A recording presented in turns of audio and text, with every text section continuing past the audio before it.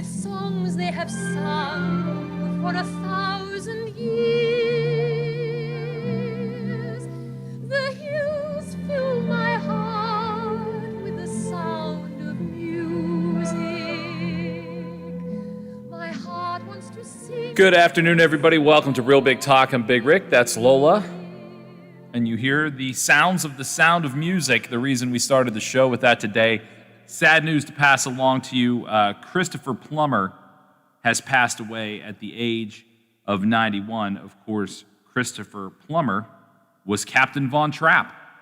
And, you know, there are certain movies, and I'm sure this happens with every family, and you watch with your mom, your grandma, your aunt, your cousins, your sisters, your brothers, whatever, every year. And for me, it was The Wizard of Oz and The Sound of Music that I always watched with my grandmother. That was like our yearly thing. They used to show The Wizard of Oz in March, I believe it was, every year on network television. And I mean, it was brought to you in amazing Technicolor. I mean, that's how, that's how old we are. it's the amazing Technicolor. Now the way they show movies and the way you can see them in HD and every other thing. But yeah, the Sound of Music and The Wizard of Oz, and I still know every single word to every song in The Sound of Music. Oh, I know. I've seen it on stage and on television and on the big screen, and it's like, that never gets old for me. It doesn't. I could watch it today. and enjoy it like I did as a kid. You know, I think I'm very fortunate that it was really my grandmother that showed me classic movies. You know, I to be 43 and have an appreciation for Christopher Plummer in his work in this film, I'm grateful for, because my grandmother kind of showed me the classics, and Christopher Plummer was in a lot of classics, over 100 films. Yeah. We're not just singling this one out, but this one meant probably the most to me personally. But yeah, Christopher Plummer was stage and screen overall just one of the best, and he had been doing theater for over 70 years.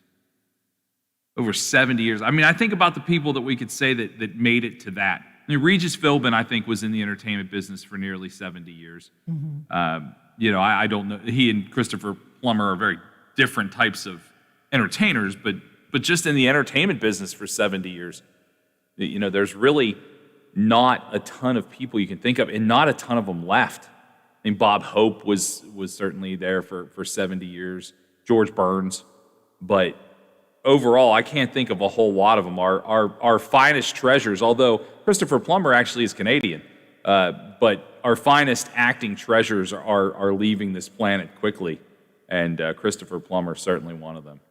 But I would not have been able to go through this show without acknowledging Christopher Plummer and him passing away. What were those movies for you? What did you watch with your family? What was that?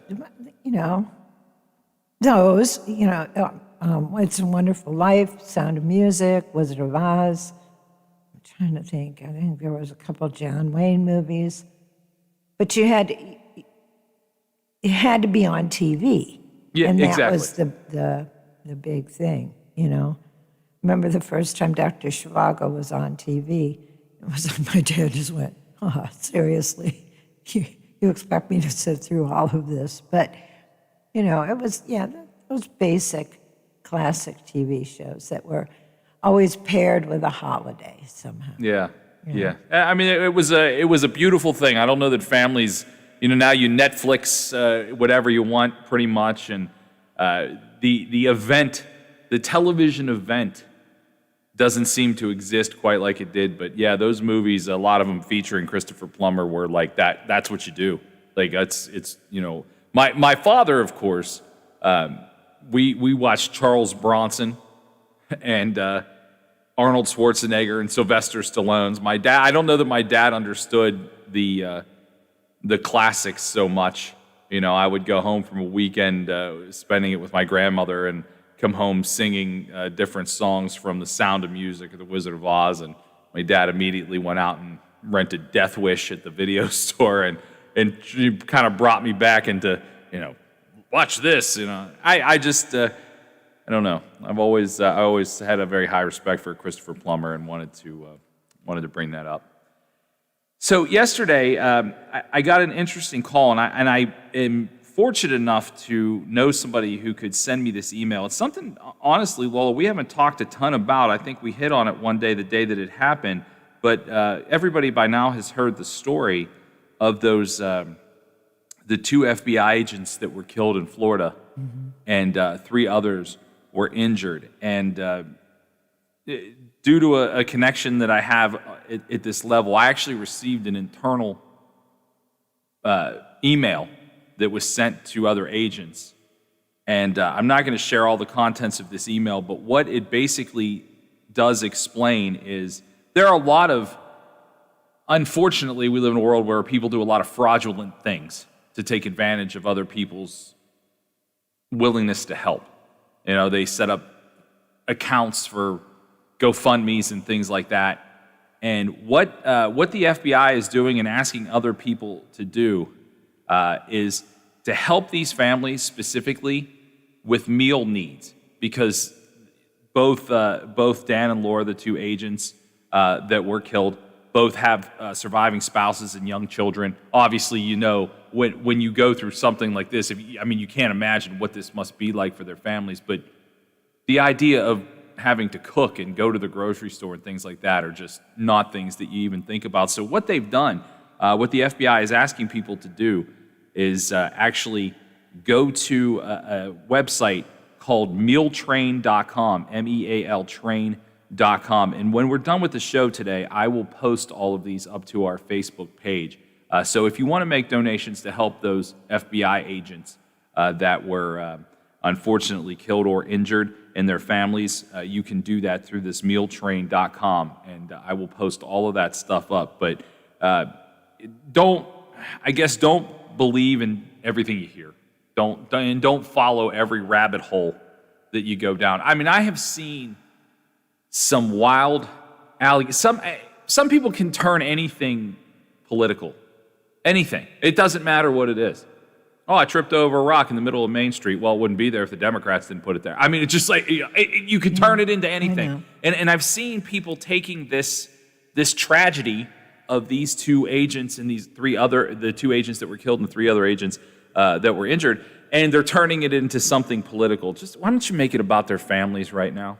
I don't even know how you can make it into anything political. The one agent, Dan, I have seen, and I don't know the legitimacy of this claim, but they say this claim is that he was part of the Hunter Biden's laptop investigation. And I don't know. I don't know all the business of the FBI. He very well could have been, but at the end of the day, he's a man with a family that got killed, and that's terrible. So help him and let it be. Let it be. It just shocks me the way people will go after stuff like that. But I will post all of that stuff, all the information, if you want to help out the 2 agents' families who passed away, and also the 3 other agents that were injured. It's a strange story. It's a strange story, and I appreciate the fact that I got led in a little bit to the inside of how all of that works. We have so many things to talk about today. We're going to talk to Stephen Allen Adams later in the show. The big cannabis controversy, West Virginia, for all the things they're doing right. The cannabis controversy is heating up. I know Steve is working on a big article that you'll see this week this weekend in the Intelligencer. So he's working on that stuff, and he's going to check in with us later. And I also am hoping, and I've texted back and forth with him, I'm hoping to get some time with Ron today, for Ron to come in and discuss some of the things that we've been discussing this week in the ever-changing story of Morgan Wallen, who, of course, has had a very bad couple of days because he did something very stupid. And Lola and I talked about it. Other people apparently called and said, who'd be good for this? Talk to Ron.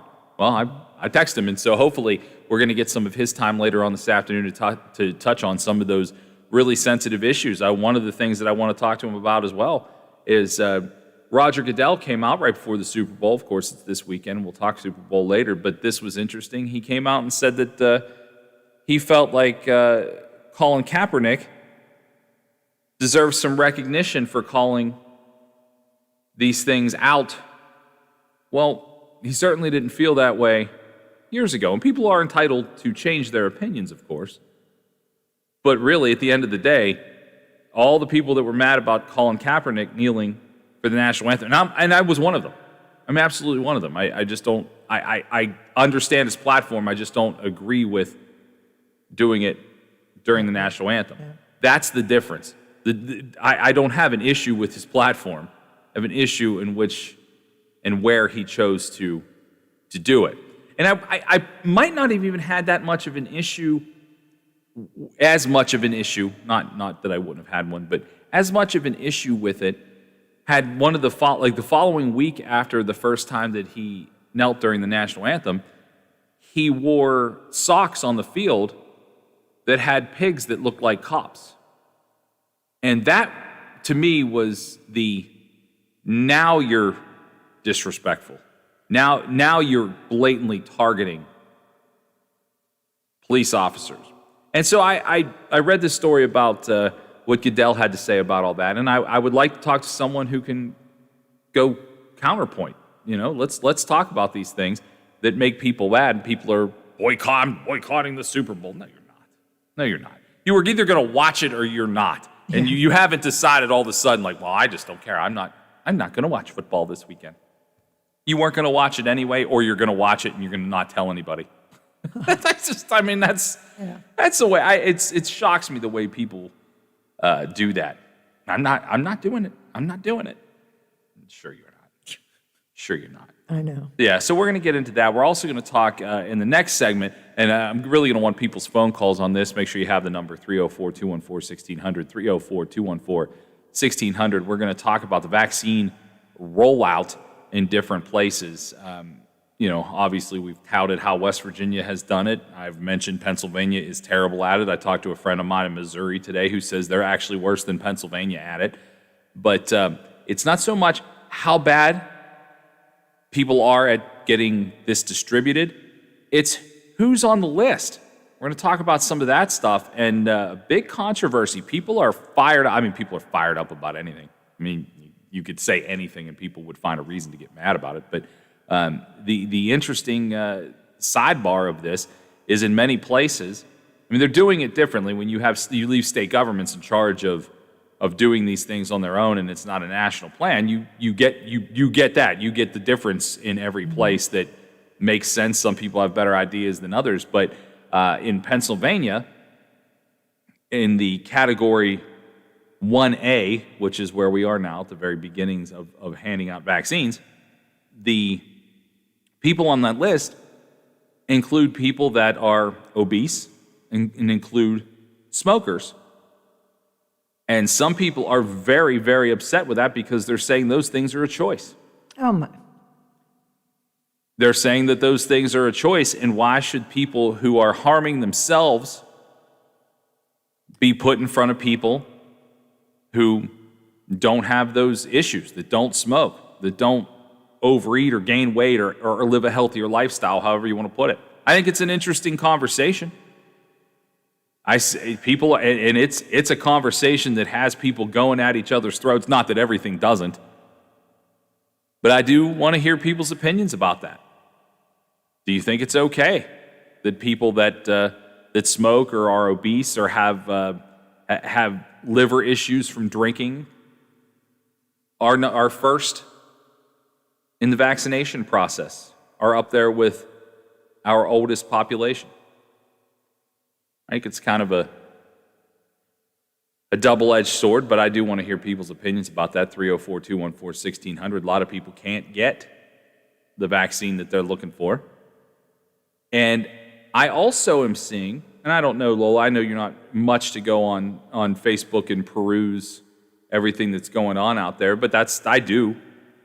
I see people getting this vaccine that are way younger than me, that don't do anything that puts them necessarily in harm's way more so than the average person. I have a friend who just got his second shot today. I think he's 35. I think he's 35. No pre-existing health conditions. Some people are just ending up the luck of the draw. It's it is infuriating to some people. I'm glad that somebody who wants the vaccine can get it. You know, if you want it and it's available, you should take it. It's what we're going to do. But it is odd to see how this process is rolling out. I have a friend in Nevada who's younger than me, absolutely fine. He's a touring musician. Not that he makes a ton of money, but he is a touring musician. He got his. Fully vaccinated already. So the difference, and that's Nevada, you know, people doing different things in different places. But I am interested to hear what people think about this. Are you seeing any of that, Lola? You seeing people that? No, I mean, well, because I don't get on Facebook and I don't have a ton of friends that live all over the country, and you know, no, I haven't seen or heard any of that. The only thing I would like to know is where I am on the list, you know, because then it would, you know, every time I get a text message, it's like, oh, maybe that's, you know, so that's the only criticism I have. I mean, each state's doing it differently. You know, if you're lucky, if you live in a state where you can be 35 and get a vaccine, good for it. Yeah, I don't know unless the federal government would step in and come up with some concrete, absolute guidelines and take it away from the states, which is never going to happen. You're going to get that. You're going to get kind of uneven distribution, and you know, but we got to get the vaccine off the shelves, out of the company. You know, they've got to get to the people, and I think that's the biggest hiccup there is. I agree. Johnson & Johnson, by the way, has formally asked for approval of theirs. That happened, I think, last night or early this morning. So they have formally asked for approval of theirs. Here is some good news. And again, we would have to do it correctly as not only states, but as a nation in at least a semi-unified front. Israel's vaccine rollout is linked to a fall in infection rates. Israel apparently is doing this at an extraordinarily high level. And you know what they're doing? They're doing it through their government. Mm-hmm. Not local, through their actual government, because they had a plan. And now they're seeing, you know, who knows? I mean, really, until something has long-term evidence of everything, we're just hoping for the best and putting our faith in science, which I have no problem with putting my faith in science. But in the short term, what Israel is showing is infections are way down as they have rolled out their vaccines in a much swifter fashion than we have in the United States. Vaccine doses per 100 people in countries with the highest total vaccinations, Israel is at 54.7%. Just to give you some scale, the United Arab Emirates is at 33%, that's second. The UK, who I think we're fairly associated with and do things in a similar fashion of, the UK is at 14.2, the United States at 9.4. So the difference in what Israel is doing compared to the United States is massive. Well, you know, they had a plan right from the beginning, and that's what we were missing in this country, was an overall concrete plan of how to deal with this, instead of, first of all, shunting it over to the states that were not totally unprepared as far as being able to get all of the things that they needed. The vaccine, PPE, the syringes, and all the other things that had to go into actually getting the shots and getting, you know, like I said, the vaccine. There was no coordinated rollout on any of that. And when you don't, especially when you have a country as big as this, you've got to have a well thought out, coordinated plan from the top down. Now, you want to still leave it in the state's hands? Fine. But you have to be able to give them guidelines and what the top plan is so that they can plan around it. Instead of, there were states early on that were buying their own PPEs from, South Korea and places like that because the federal government simply wasn't doing it, and so we've just been lacking a plan altogether. Yeah. And they're saying now with the new variants, the more people that stay unvaccinated run a higher risk of a mutated version coming out of that. And we're certainly not gene sequencing to see where these mutated versions are popping up.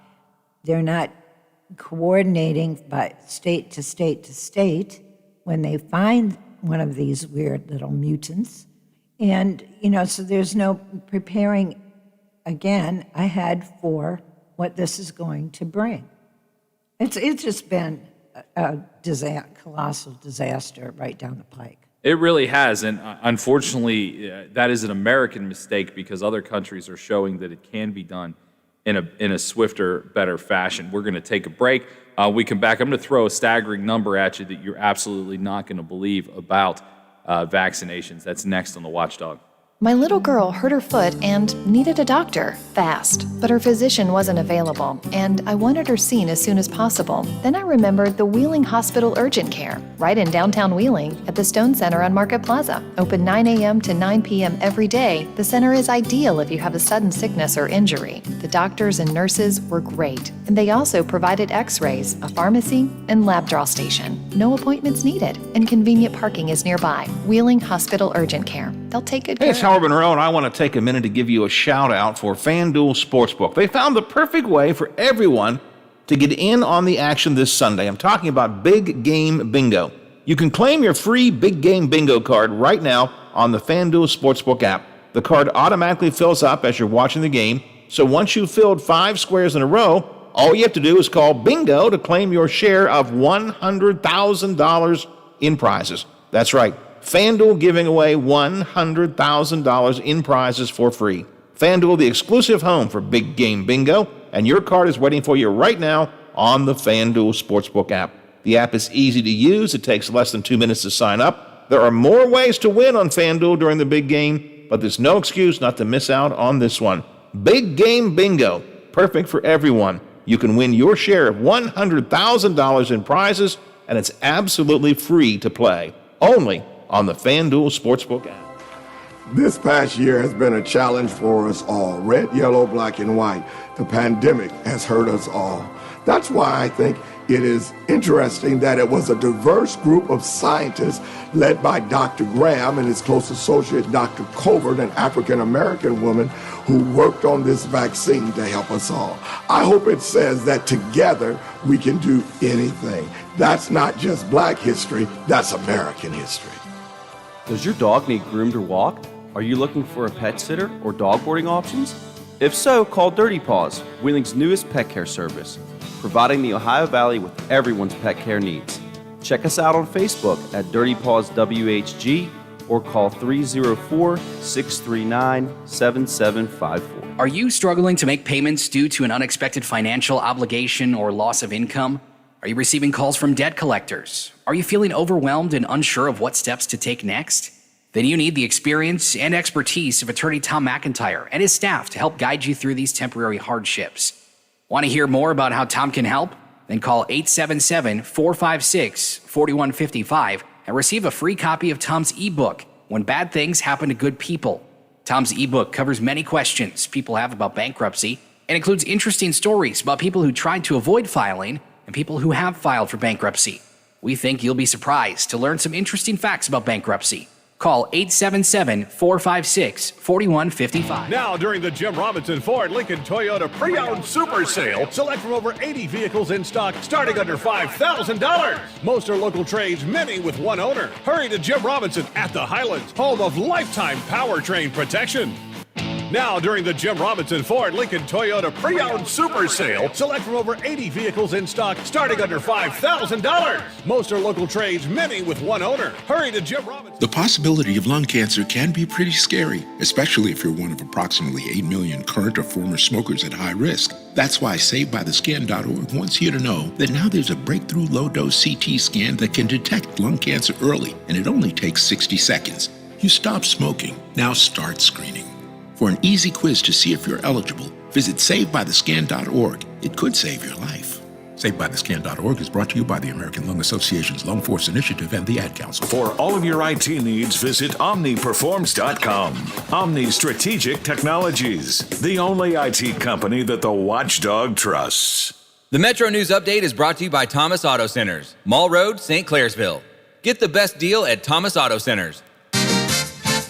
West Virginia Metro News, I'm Jeff Jenkins. An audit from the Wheeling-Charleston Catholic Diocese shows the church did receive nearly $2 million from the Paycheck Protection Program the federal government offered because of the pandemic. Metro News statewide correspondent Brad McElhaney says the diocese made the choice despite having $200 million in reserve funds. It could have relied on that to some degree, but I think the mentality that entities had across the nation, not just the church, was that this is money that's being provided by the federal government to get through and continue to employ people, and that's the option that the church took. More from Brad at WVMetroNews.com. The diocese is scheduled to hold its first meeting with a new laity group later this month. Following a lengthy absence under the leadership of former Diocese of Wheeling-Charleston Bishop Michael Bransfield, the diocese is bringing back the Diocesan Pastoral Council of Lay Members. Lay members have asked for more of a voice following the fallout of events that led to Bransfield's outing in 2018. Current Bishop Mark Brennan making the announcement Thursday following work on this council for more than a year. Diocese spokesperson Tim Bishop says the goal for the diocese with the council is more lay involvement. The church belongs to all of us. It doesn't, just belong to the priest. It doesn't just belong to the faithful. It's a team effort. The council, consisting of 18 lay members from the 6 regions of the diocese, will first meet February 19th and 20th in Charleston. I'm Jake Flatley, WVMetroNews.com. You're listening to Metro News, the voice of West Virginia. Governor Jim Justice meeting with media members today on the coronavirus. Will have a report coming up at WVMetroNews.com. Former WVU basketball player Levi Phillips will be honored tomorrow at the Coliseum in Morgantown for making the first basket in the building more than 50 years ago, a game against Colgate, December 1st, 1970. Phillips says it was a follow-up shot. He missed it. I rebounded and put it in. And the Mountaineers play Kansas tomorrow afternoon. From the Metro News Anchor Desk, I'm Jeff Jenkins. He can talk up and down Route 2 and Route 7 at the same time. Just ask him. Keeping it real for your ride home. It's Real Big Talk with Big Rick on The Watchdog. Do you remember back in 1966? Country Jesus, hillbilly blues, that's where I learned my lick. From coast to coast and line to line to every county there. I'm talking about that outlaw X's cutting through the air. Anywhere, y'all, everywhere, y'all. I heard it, I heard it, I heard it on the X. Welcome back to Big Rick. That's Lola, and this just popped up about 5 minutes ago. I thought I would share it before I get into these very interesting numbers. The House in Pennsylvania unanimously passes a bill to deploy the National Guard for vaccine distribution. This comes from Washington County Representative Tim O'Neill, who says he sees what West Virginia's success using the National Guard to distribute the vaccine and wants to do the same with the state of Pennsylvania. It's about time. I will agree with you on that. The most not shocking thing I've read all day. It's about time. Finally. Oh, yeah. Look what West Virginia's been doing right for a month. Maybe we should get on board. Way to go, Pennsylvania. Of course, that just passed through through the House, if it gets through the Senate and gets signed by Governor Tom Wolf, they said that this will kick in when the state is able to get more vaccination doses. Well, yeah, I would imagine, obviously. But nice to see Pennsylvania looking down the road a little bit and go, oh, look, it seems to be working. We should probably give it a whirl ourselves. My goodness. Why? Is it just me? Is it just me that thinks that this is just dumb? It is Pennsylvania. I mean, really, and I'll be the first to admit, even as a native Pennsylvanian, you have Pittsburgh, Harrisburg, Philadelphia, and then nothing in between. I mean, really, there's not a ton of people. I mean, if you drive from Pittsburgh to Philadelphia, you really Get ready to celebrate the 5th. Sorry. That's okay. He's ready to celebrate the 5th something. Wrong button. It's okay. But yeah, that I read that and I thought, of course, why would you not do this? And maybe it's my lack of understanding of how everything has to progress through the House and Senate. Not that I don't understand things like that, but you would think they'd hotfoot some things that needed to be done quickly. Like, why did it take, and I mean, good on Tim O'Neill, the Washington County House rep, to say that. Good on him for saying, okay, well, I'm going to go to the House and I'm going to put this bill together and see if we can push it through. It's just common sense. We're the most red tape idiot thing I've ever seen when it comes to common sense. You see, Rick, you're trying to equate common sense with politics, and you can't do it. That's just, you can't do it. No, I apparently not, because to me this just seemed natural.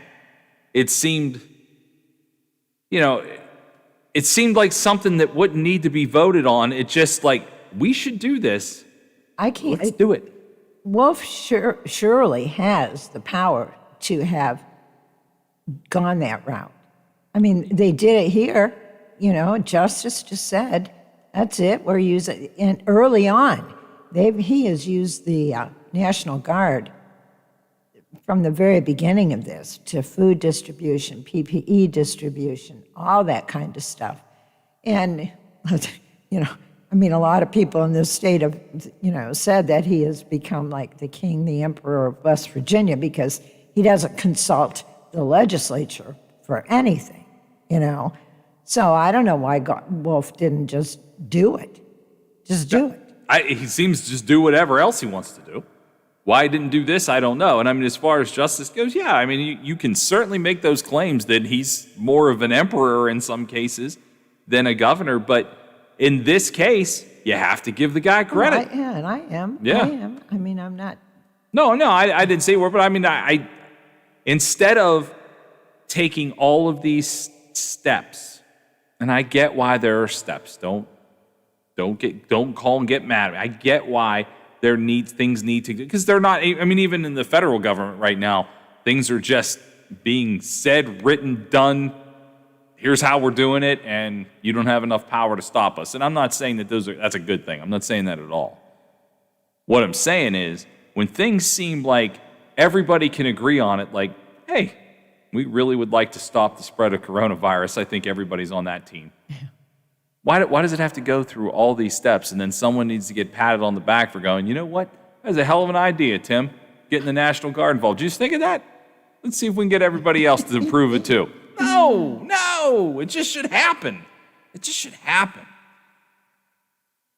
I don't want to spend the whole show on coronavirus, and vaccines and such, but I saw this and I felt like doing this show and keeping it current events based, I felt like this needed to be said, and I'm not going to go through and read a ton of the numbers, but from Monmouth University, which has put out a ton of studies over the year, medical studies and actually political studies, this one kind of combines both. They break down who is interested in getting the vaccine, who isn't, what parties they're from, and things like that. And again, it's a lot of numbers, But here is probably the most staggering number.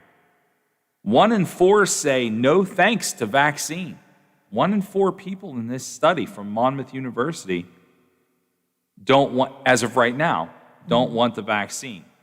So I'm going to read this paragraph because I think it's the one that sums this up the best. Half, so 50% of the public, plans to get the COVID vaccine as soon as they're allowed, which of course Lola and I have discussed. That's us. We were both those people. Those willing to be at the front of the line represent a majority of American adults when combined with 6% of those who already reportedly have the vaccine. So that's how that number arrived at that. Another 19 say they would prefer to let other people get the vaccine to see how it goes. Well, again, the longer you don't get you're not vaccinated, the more likely you are susceptible to COVID. Yeah. You know, I mean, I get the concerns. I understand the concerns. I mean, you know, if the first person to jump off a bridge doesn't make it, you're less likely to do it.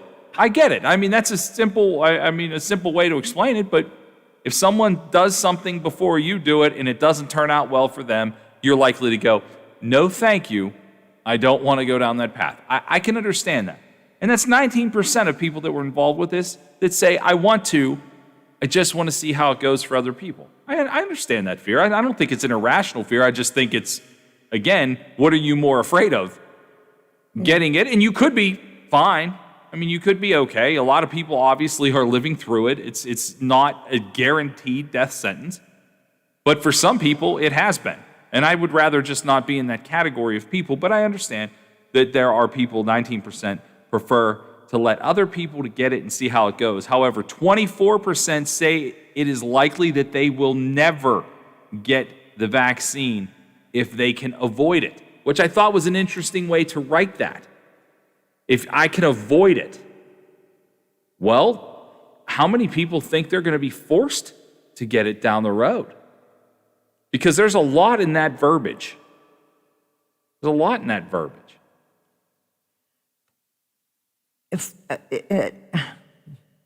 I don't know about if they meant forced, like we're going to tie you down and give you a shot in the arm.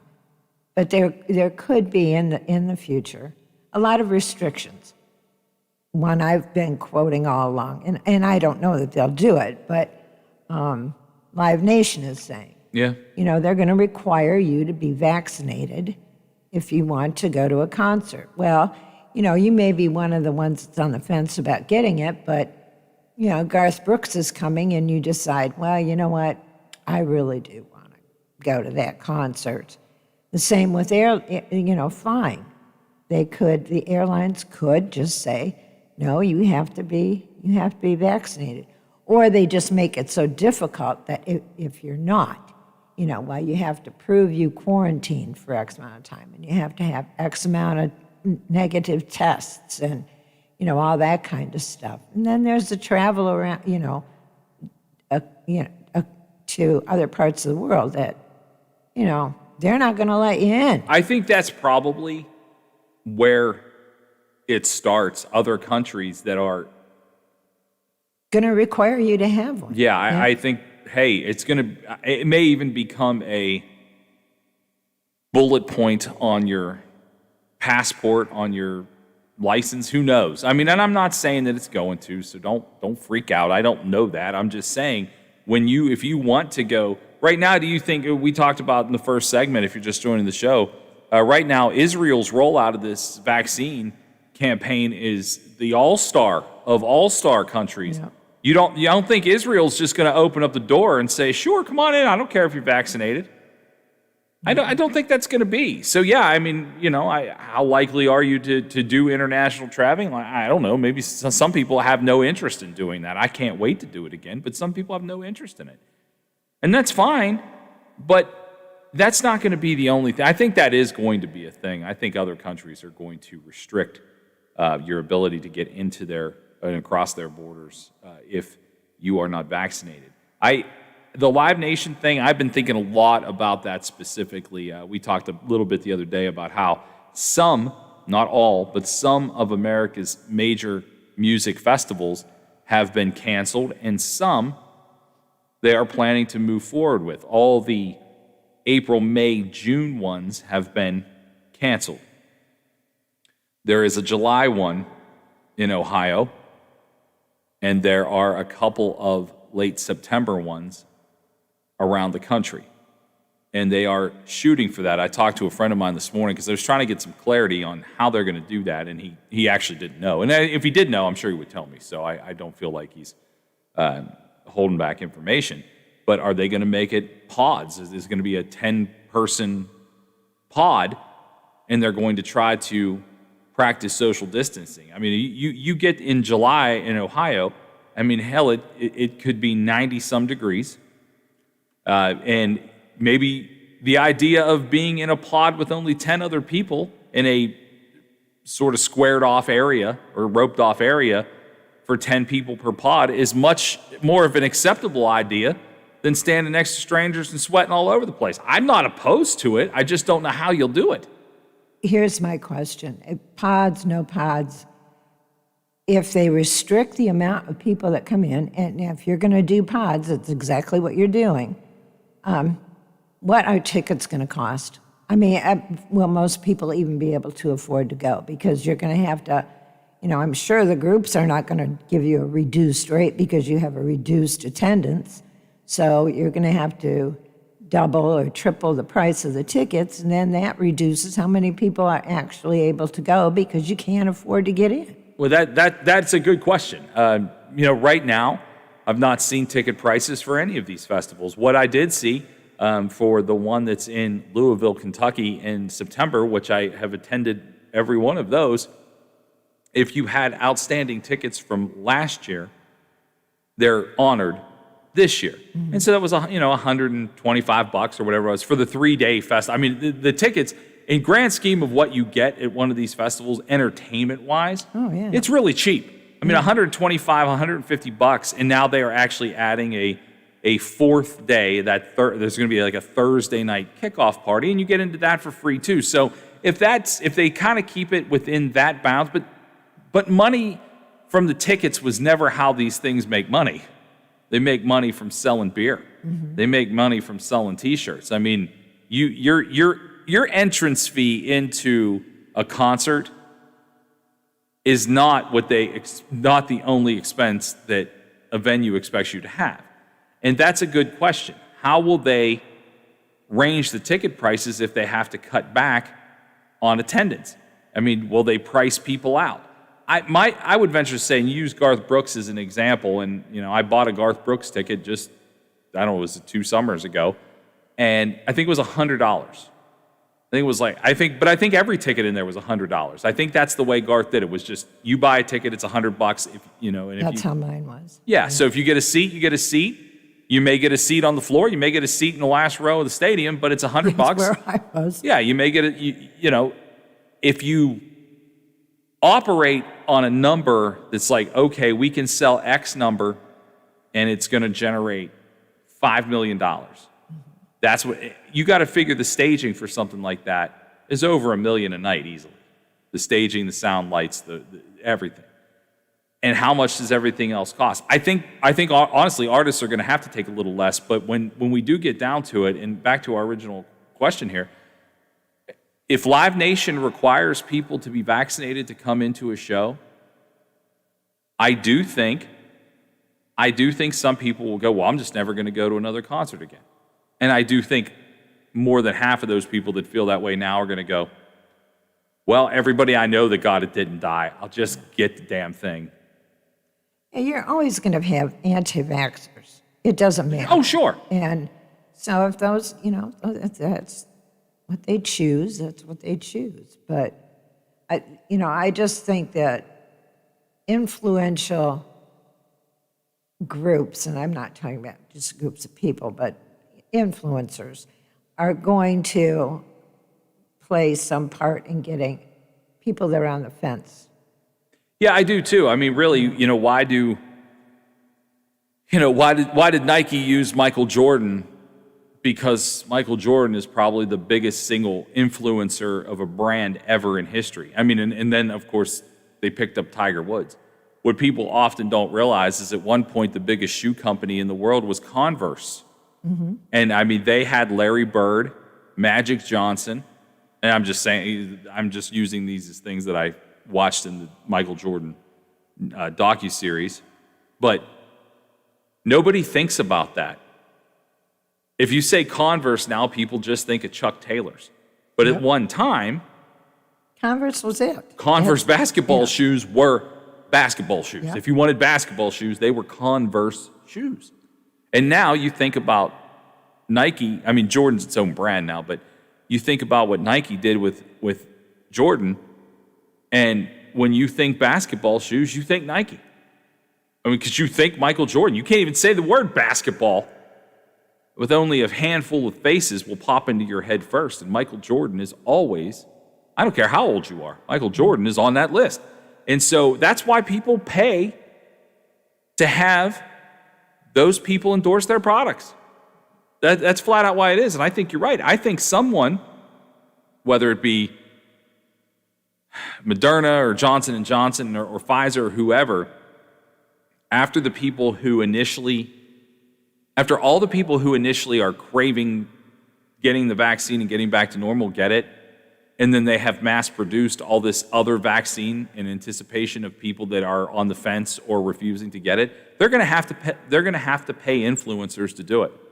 I'm telling you, it seems like from this Monmouth University study, and we can go into it, not necessarily need to make it political, but Democrats are most eager to get the vaccine as soon as possible, 72%. That's combined with those who have already got the vaccine, much more so than independents at 51%, and Republicans at 39%.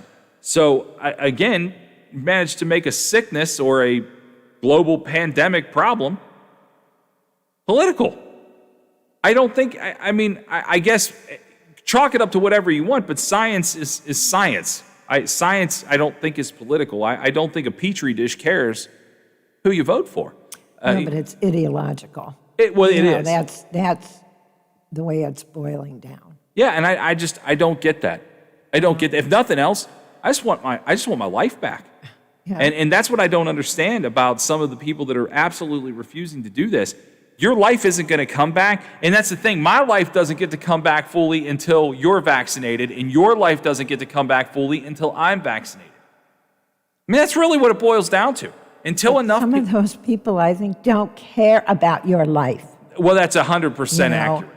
It's like, this is my life, and I'm doing what I want to do, and screw you. Yeah, no, I mean, I'm not suggesting we become vaccination pals and go together. All I'm suggesting is you're not going to get to do the things you like to do, whatever they are. Or maybe you're already doing them and just don't care. I mean, that's the thing. I mean, there's plenty of people I know that are, I have friends that live in Florida. I used to work at a radio station in Florida, and I still love some of those people that I worked with and some of the friends I made there. I see their pictures. I see them going out. Mm-hmm. There's no masks on people. There's no distancing whatsoever. And that's the thing, like, it's going to stay that way. Do you like to go to the beach? Well, if you do, and Florida doesn't get its act together, which obviously they're not going to, and when you go to the beach, you're going to have a much higher chance of getting coronavirus. Even if you survive it, even if it's no big deal, even if it's just this, it's just that, oh, I got a runny nose, oh, I got a little cough or whatever, and that wasn't that big of a deal at all. You are basically going to end up risking getting sick and then bringing it back to wherever you live. If you live in West Virginia and 90% of our population, 85% of our population here in West Virginia gets vaccinated, they're going to be protected from it. You're not. You're going to go to Florida and you're going to get sick. Because Florida's certainly not going to hit the 85% mark. Florida just does not care. They just don't. They just don't. That's why they want to hold the Olympics this summer. Yeah, I mean, they do. I mean, and that's the thing. I as stupid as it sounds, I want the Olympics. I enjoy the Olympics. Oh, I do too. But we're not getting them. And they're not going to be in Tokyo. Did you see what that guy said as we wrap up this segment? The head of the Tokyo Olympic Committee said in a meeting the other day something along the lines of women talk too much in meetings. He is getting roasted. As well as he should. He is getting absolutely You roasted. mean they let women into the meetings? Yeah, well, that's I didn't. He didn't sound all that thrilled about that either. But yeah, it was that was his quote. Women talk too much in these meetings. Oh, you backed the wrong horse, Johnny. I don't know if you've watched what's been happening around the world here, but a woman is officiating the Super Bowl. I think maybe they're going to be allowed to talk in the meetings. I'm losing your mind. When we come back, Stephen Allen Adams from the Intelligencer and Ogden newspapers will join us with state news on the Watchdog. FM 98.1, AM 1600 WKKX Wheeling, FM 97.7, AM 1370 WVLY Moundsville. The ABC News is brought to you by Thomas Auto Centers, Mall Road, St. Clairsville. Get the best deal at Thomas Auto Centers. From ABC News, I'm Michelle Franzen. President Biden at the White House says he still welcomes bipartisan support and talks, but he will act fast to deliver relief to Are Americans. we going to pass a big enough package to vaccinate people, to get people back to work, to alleviate the suffering in this country this year? That's what I want to do. The Senate passed a resolution to advance the president's nearly $2 trillion COVID relief package. So what's next? The House is set to vote today to approve the Senate's budget blueprint for President Biden's $1.9 trillion COVID relief plan. Committees in both chambers will then get to work filling in the actual details of the legislation. House Speaker Nancy Pelosi says the goal is to get a final bill passed before federal unemployment benefits expire in mid-March. Hopefully, in a 2-week period of time, we'll send something over to the Senate, and this will be done long before the due date.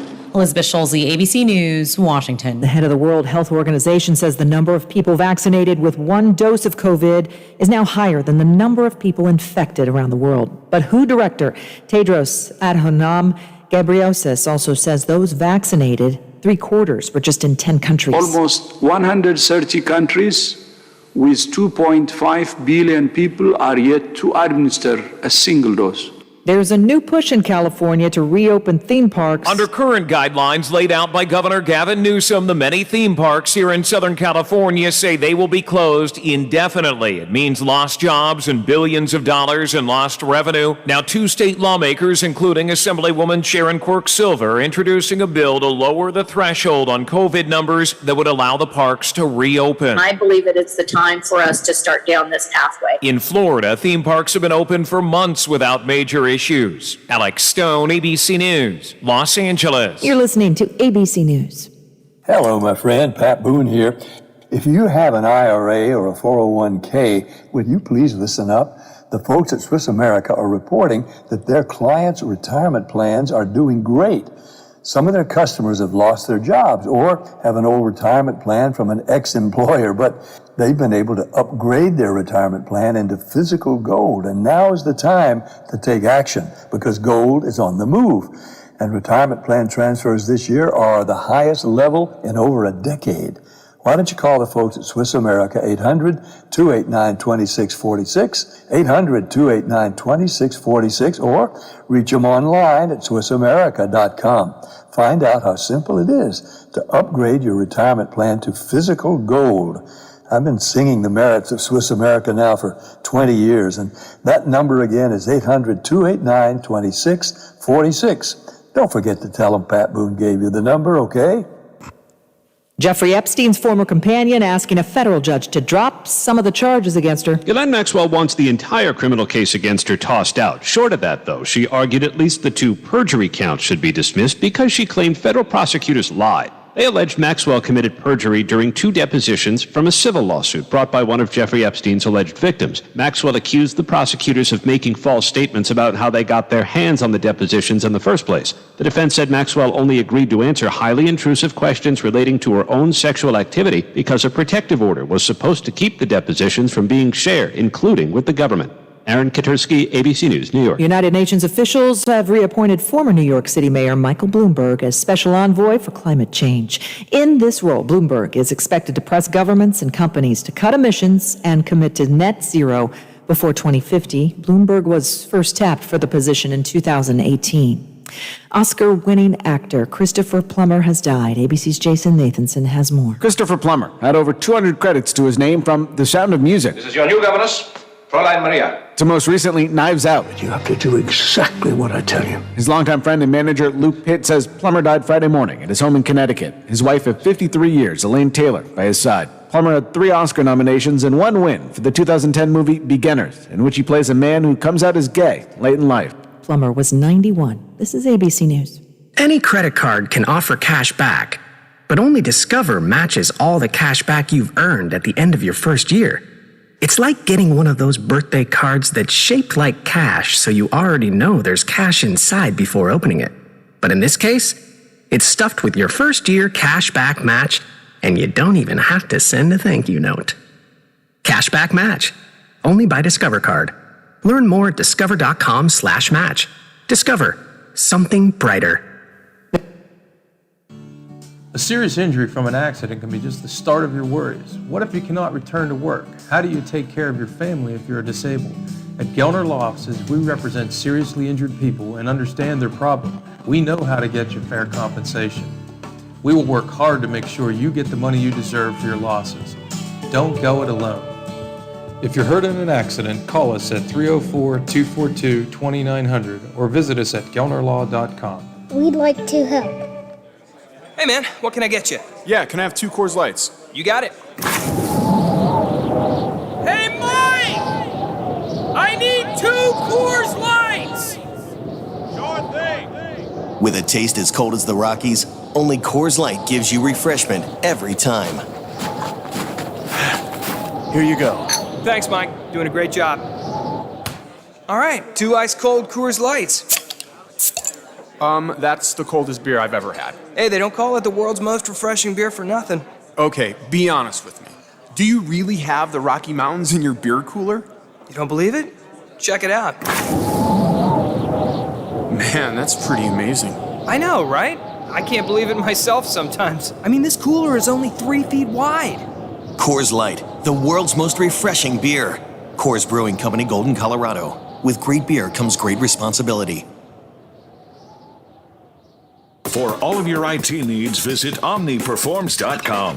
Omni Strategic Technologies, the only IT company that the watchdog trusts. This is Wheeling Fire Chief Larry Helms, reminding everyone about the seriousness of this COVID-19 in our region during these colder weather months.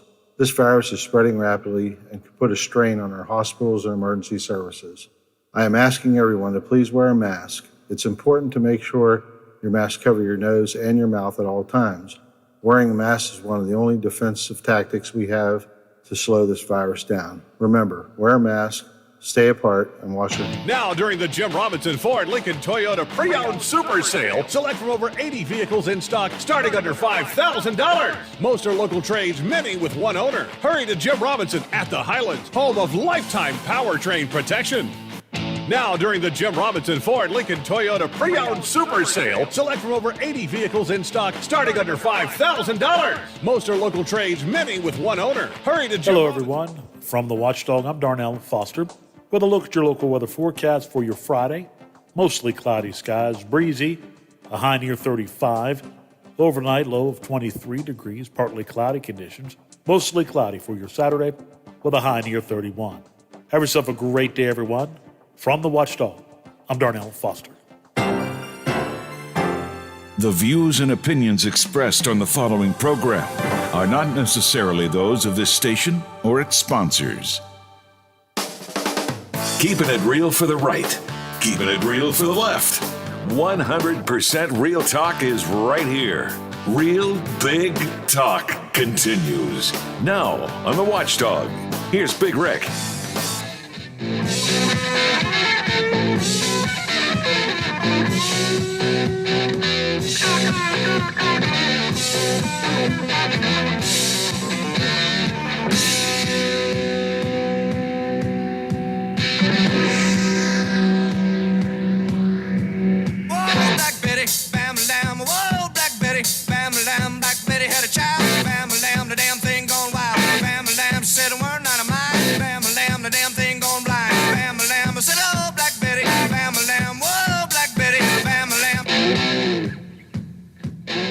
Welcome back to Real Big Talk. I'm Big Rick. Lola's here. It's 3:08 on Friday. We're going to check in with our man, Stephen Allen Adams. He is covering it all for you in Charleston. You can read his stuff in the Intelligencer and Ogden newspapers around the state. And Steve, let's talk about weed. Let's talk about weed. There's a bunch of puns I could probably make there, but I feel like that just upsets the people that really want this the most. So I'm not. You're not here to you're not here to upset everybody. You're here to report the news, and the news is not good for the locals, right? That's true. Tomorrow morning in your Intelligencer, I'll have a story coming out talking about the number of out-of-state entities that are involved with the state medical cannabis program. Now, I did a story about this back in October to look specifically at growers. They had just announced the list of 10 growers for medical cannabis. Now, since then, they've announced the 10 processors, the people that will turn what the growers grow into appropriate products, pill form, topical, creams, everything but smokable. You're not going to be able to smoke it once medical cannabis is available for patients, which is still a little ways off, even though they have now opened up the registration process for patients to start applying to get the cards that will allow them to be able to get medical cannabis once there's actually a product out there. Now, last week they announced 100 dispensaries. Right now, dispensaries are capped at 100 permits. And that's, of course, once the cards are available, that is where people will go to pick up their prescribed products.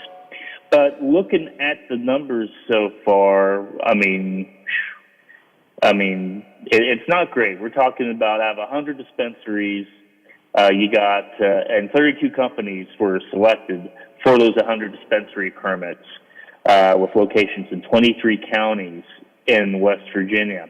I wondered how that was. I don't mean to interrupt you, Steve, but I wondered how that was going to work. Really, 100.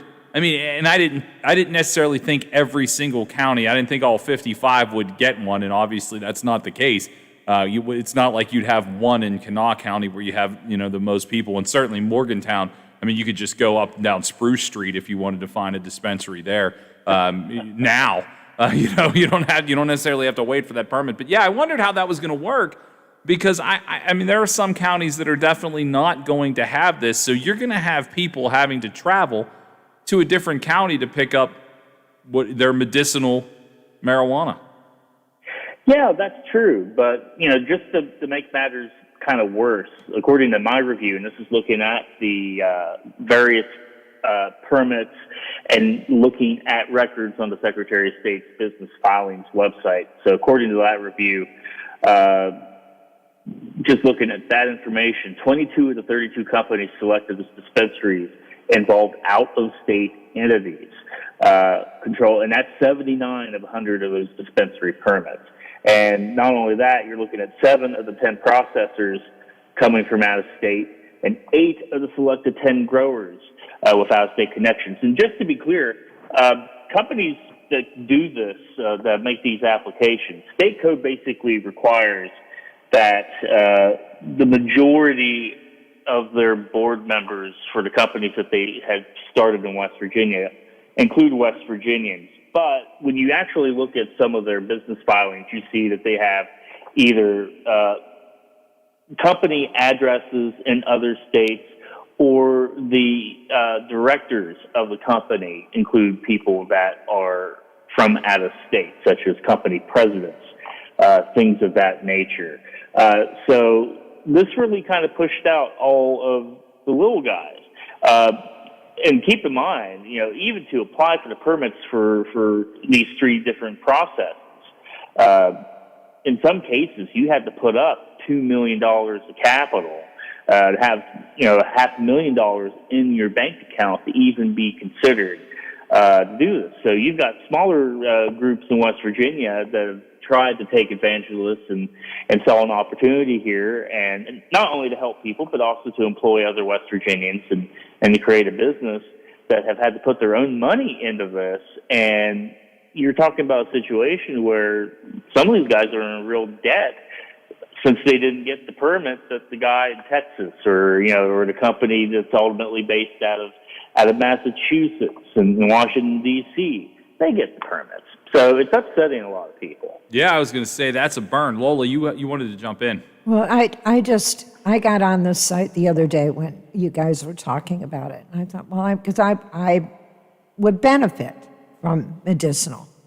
So I looked to see how you go about getting your medical card. There's only 4 doctors listed that you go to get the prescription to take to a dispensary. The closest one for me is Morgantown. So you're going to have to pay a doctor who is going to charge an outrageous amount of money. Then you have to buy a medical card, which is going to be, I'm sure, a lot of money. And then whatever these big corporate dispensaries decide to charge for the product. There's a kid down on the corner. That's what I said. Just go down Spruce Street in Morgantown, all the dispensary you want. It's just, instead of making it the benefit for the people and the tax dollars that could be generated, this is just going to rip off people that truly need the help, and they're not going to be able to afford it. Well, you also got to look at it this way too. To some extent, it's not too surprising that some out-of-state entities would want into West Virginia's medical cannabis game. And to some extent, obviously, if you got an operation that has experience in other states that operate within medical cannabis or even recreational cannabis in some states, it's not too surprising some out-of-state operations are going to score pretty well because the way this is done is it's done independently. DHHR puts together a scoring committee and an awards committee that look at these permits, and they say that for the most part they don't have to really consider locality. In the case of doctors, that's open to any doctor that wants to do it and can apply and wants to be able to do it. So I imagine more doctors will participate. But at the same time, since cannabis is still a Schedule I drug under the Controlled Substances Act, there's still some doctors out there that are very reluctant to jump in that game, really more for a liability standpoint. But I suspect as it continues on, more doctors will come on board. But when you're looking at a situation where,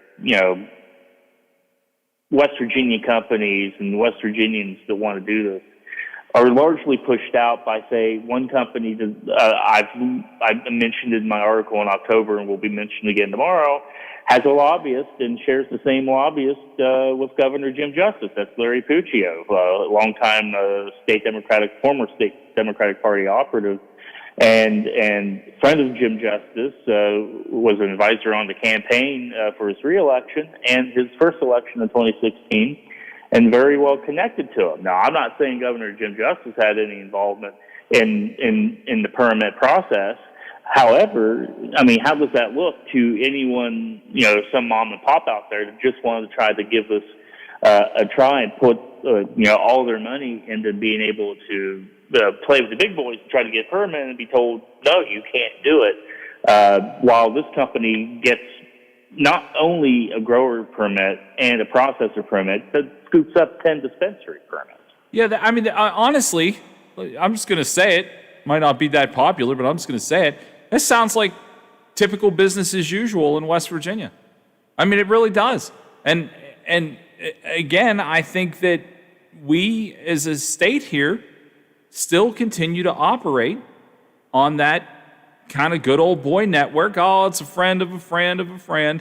And there you go. I mean, the opportunity here, I got this, to me, medical marijuana is like the internet. It's not going to go away, people.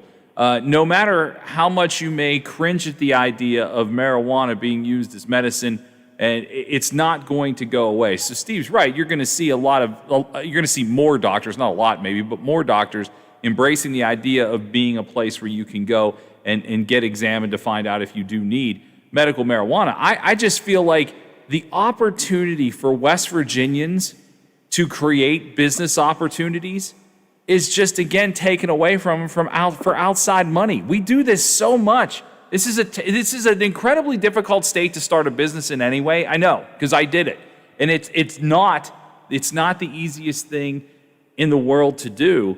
But when you have would you say you have to have $500,000 in the bank and show that you have $2 million in equity to even be able to apply for this? Man, that's somebody went out there and risked their whole life on not being able to get this permit. That's exactly right. I had talked to a business owner who is in the industrial hemp game, because keep in mind, we already have a pretty successful industrial hemp program in this state. It's ran primarily by the Department of Agriculture. And so naturally already doing industrial hemp, he thought, well, okay, well, this is an opportunity for me to grow my business. I can hire some local people, so he put as much of his own money into what you're talking about there, into being able to qualify to even apply for the program, went through the process. And then, of course, he didn't get, a grower permit at all. So he's, out this money that could have been used for other things, could have been used for, other business opportunities. And it put him in debt. And it's a real problem. I'm sure that there's probably more of those stories that'll pop up as we go. I mean, it's obviously a hard program to do. Keep in mind, the legislation to create medical cannabis program in West Virginia was passed in 2017. It's 2021, and we still don't even have a successful, first prescription of this. Right now, we don't even have a lab in place. The state law is supposed to require a lab. That way, once they make the products, they can send it to the lab for testing to make sure that it's in the range of THC and other issues that state code provides for. And we don't even have a lab. So once we start getting product out there, and I'm not experienced in this to know how fast you grow a marijuana plant, but once you're able to start going ahead and getting your plants and start making the various products, we don't have any way to test it right now. The Department of Agriculture has actually tried to put themselves up as an option for testing, and the law that would have allowed them to do that got vetoed.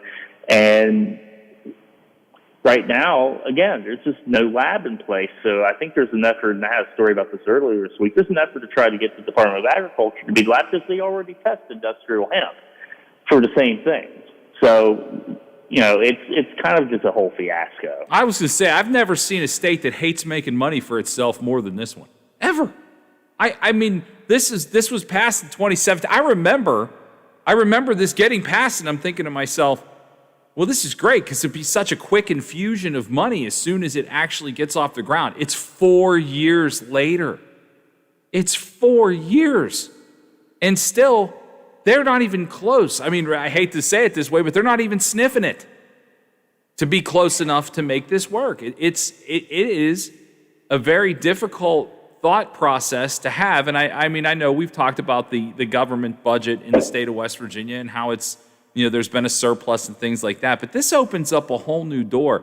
And I think the real part of this that makes me mad to think about local companies getting shut out or local opportunists getting shut out is, it's not a bad thing to create the opportunity for a West Virginian to become a CEO or a COO of a corporation. I mean, there's not a ton of those opportunities here. The opportunity to grow something small into something big and be, for lack of a better term here, homegrown is just so missed. It's so missed. I feel like we missed the mark on this a lot with the opportunity to make things in-house, I guess. Well, it's not just the money issue too. The one thing we're kind of leaving out a little bit, not on purpose, but at the end of the day, there are people out there with certain ailments, certain issues. Cancer is one of them, terminal illnesses, people with post-traumatic stress disorder, chronic pain. You can make the argument you're just trading an opioid for this, but I mean, there are people in real pain that this could legitimately help. And keep in mind, when this passed in 2017, it's amazing how it even happened, just because Republicans and Democrats joined together. This bill was sitting in committee and was never going to get out of committee. Republicans and Democrats joined together to what we call, push that bill out onto the floor and out of committee in order to get a vote on it. Because the leadership in the House of Representatives or House of Delegates at the time, the Republican leadership, did not want this bill to see the light of day. And so even Republicans have basically, they had rebelled, so to speak, in order to get this bill passed. So there was an urgency in 2017, but that urgency seems like it's really kind of went away, especially when you're talking about other states that do have medical cannabis programs, states that we could theoretically have learned from. California has had one for, over 2 decades nearly. So people are really hurting, and this really could help. So the more we kind of screw this up, the longer it's going to take for people to get the help that they need. Absolutely. We're talking to Stephen Allen Adams. You can read him in the Intelligencer and Ogden newspapers around the state. Before we get too deep into this and don't have a chance to talk about it, let's get into Mitch Carmichael. He's got a new job. He does. He does indeed. And I was able to get one of the first interviews with him yesterday to talk about his new role, becoming the executive director of the West Virginia Development Office. Former Senate president, longtime Republican lawmaker, lost his primary election here back in June to a Republican school teacher. But the funny way it came about, and all credit goes to Brad McElhaney of West Virginia Metro News, but somebody pointed him to the fact that on the state phone directory online, it had listed Carmichael as the executive director. And Brad asked the governor about this Wednesday and took everybody, especially the governor, by surprise, because they were hoping to roll this out in the State of the State address that the governor will make this coming Wednesday. The first state legislative session comes back to start working on bills for 60 days. So it was a big surprise, and the question I had the entire time was Mike Graney, the current executive director of the development office, whether this was all planned or whether he found out he was losing his job the same day we found out that Mitch was getting his. But it turns out this has all been in the works for a little while. Mike Graney is now moving to the number 2 spot at the Department of Commerce. Development office is underneath the Department of Commerce. So it looks like it's going to be kind of the perfect role for Mitch to play in his post legislative career. He already knows all the players. Most of the legislation he's worked on has been on economic development issues, and he comes from telecommunications. He worked for Frontier Communications. He worked for CityNet, Bridgeport-based internet provider. So he's perfectly placed for this role. Okay, so I kind of wondered how that was all playing out. I would imagine if anybody's going to know the answer to this, it's you.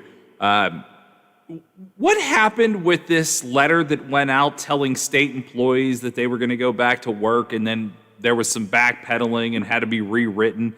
What happened with all of that? To be honest, I haven't particularly followed that issue. State employees have always been able to, during this crisis, work from home if they have the ability to do so. It sounds like they still have the ability to work from home if they have that ability, and if that is something that their superiors are still comfortable with. So it doesn't sound like much is really changing in that regard. It just sounds like some crosswire memos went out as far as that goes. So I think it's being made, much is being made out of really not that much at all. So that's basically my interpretation of what I understand from those memos. All right, mountain out of a molehill is what you're saying. And Steve, before we let you go, have you ever seen a governor that has a Super Bowl prognosticating dog? Baby Dog, the governor's dog, made an appearance today during the briefing And Baby Dog has made its Super Bowl prediction by tapping on the governor's desk the final score. I've never seen a dog give points before. This is amazing. No, I can't say I've ever seen that either, and it's probably the most interesting part of today's briefing, which has largely been a repeat of the same things we've heard Wednesday and the same things we've heard Monday. I'm at this point just going to copy and paste the same story and just update the numbers because it's all been the same. This is my rant for going into the weekend, and I gotta tell you, let it out, buddy. I can't wait to be covering the legislative session next week because. Listen, I love our vaccination program. I'm glad we're doing so well with it. But, I'm at the point now that it's time for us to cut down on these briefings. All it is giving me information I can pull from a press release like that day. It takes up my time. It very rarely do you get real information. And right now it's really just, it's on my last nerve. I've literally heard doctors like Clay Marsh give the same exact answer, like during his portion of the thing for 3 days straight. And, like I said, the dog was the most interesting part of today's briefing. At least it made things a little more interesting and fun, especially if you love dogs. And Baby Dog is a big old dog.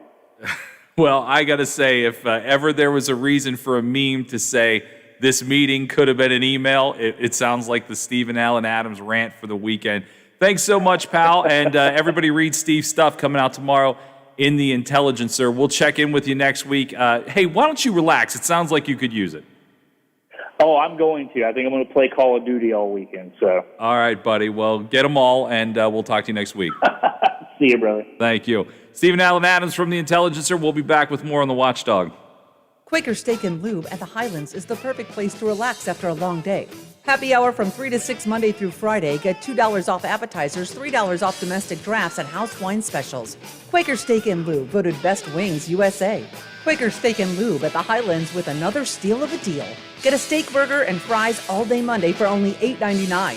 It's also Military Mondays. The Lube will take 25% off for all veterans, active duty military, and first responders. Quaker Steak and Lube, voted Best Wings USA. Wheeling Coin and Hobby on 10th Street in Wheeling, next to the Bridge Tavern in downtown Wheeling, wants to buy any and all unwanted gold and silver jewelry. They are paying top dollar for 10, 14, 18, and 22 karat gold plus 925 sterling silver. They also want to buy collectible coins and paper money from before 1933. Wheeling Coin and Hobby is open daily from 9 a.m. to 5 p.m. Monday through Saturday. Coin and Hobby, 304-232-8430, and add them on Facebook. Watch your favorite TV channels now with help from Menards. Receive local HD digital broadcast channels for free with the help of RCA Antennas. Watch the big game or catch up on the latest shows without the need for a cable subscription or an internet connection. An RCA amplified indoor TV antenna is perfect for better reception. Pick it up now for $14.99 at Menards. Sale prices are good through Saturday, February 13th. Save big money at Menards. The weather will affect you every day, whether it's good or bad. The Storm Tracker 7 weather team is here to make sure you're never surprised. You can trust us to help you plan your day. 36 degrees here in Wheeling. On TV, online, on your phone, our experienced meteorologists are here to help you prepare for what's ahead. Watch the Storm Tracker 7 weather team with Zach Petty, Aaron Myler, and me, Dr. Dave Walker.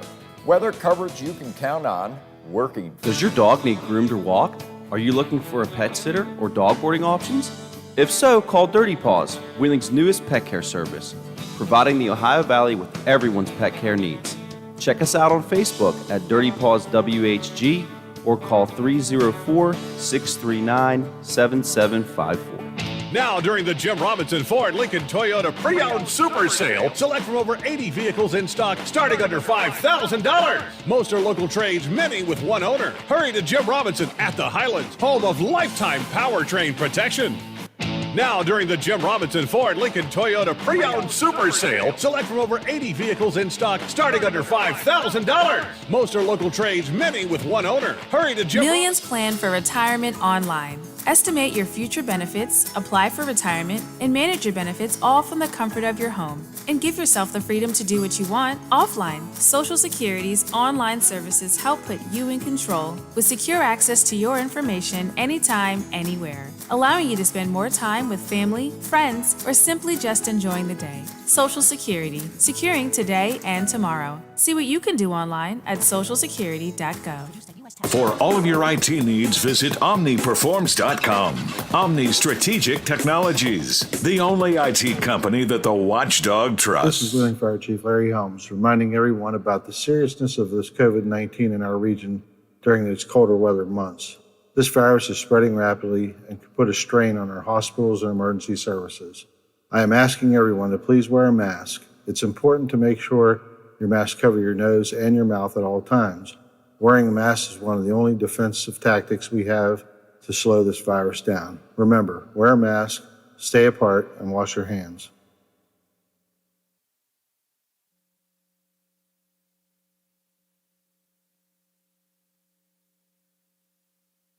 To take their shot at the Jayhawks of Kansas. Hi, everybody. I'm Tony Caridi. That story coming up on today's Mountaineer Report, brought to us by Kroger.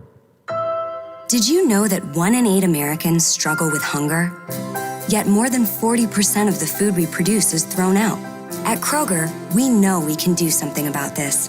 We're donating more food to local food banks through our partnership with Feeding America. And we're working with World Wildlife Fund to end food waste. But we can't do it alone. And we hope you'll join us in creating a world with zero hunger and zero waste. Visit thekrogerco.com to learn how you can help.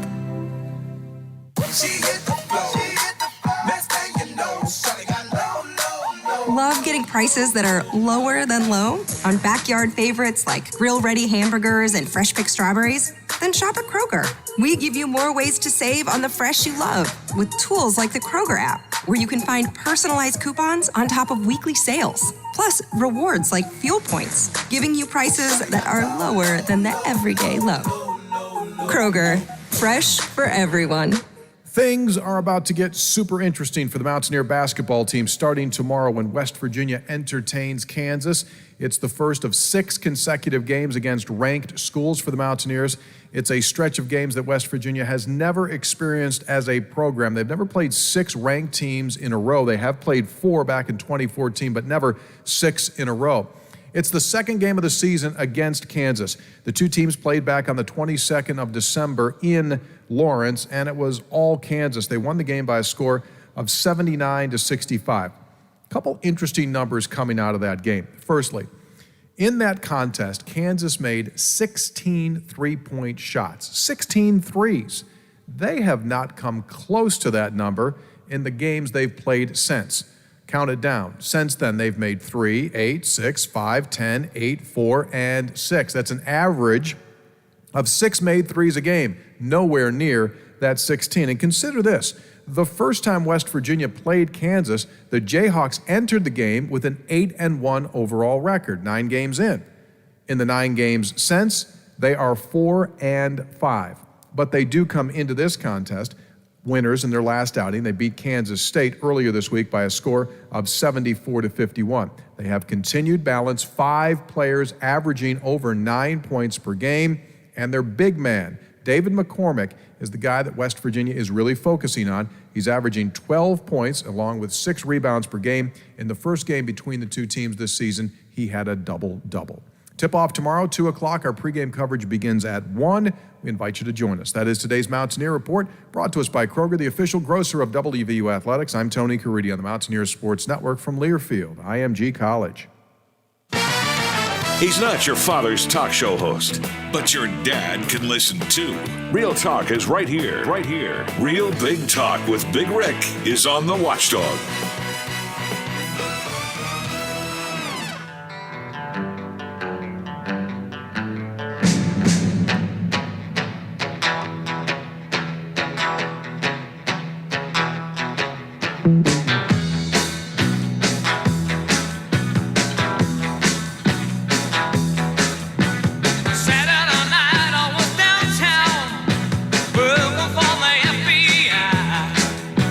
Sitting in a nest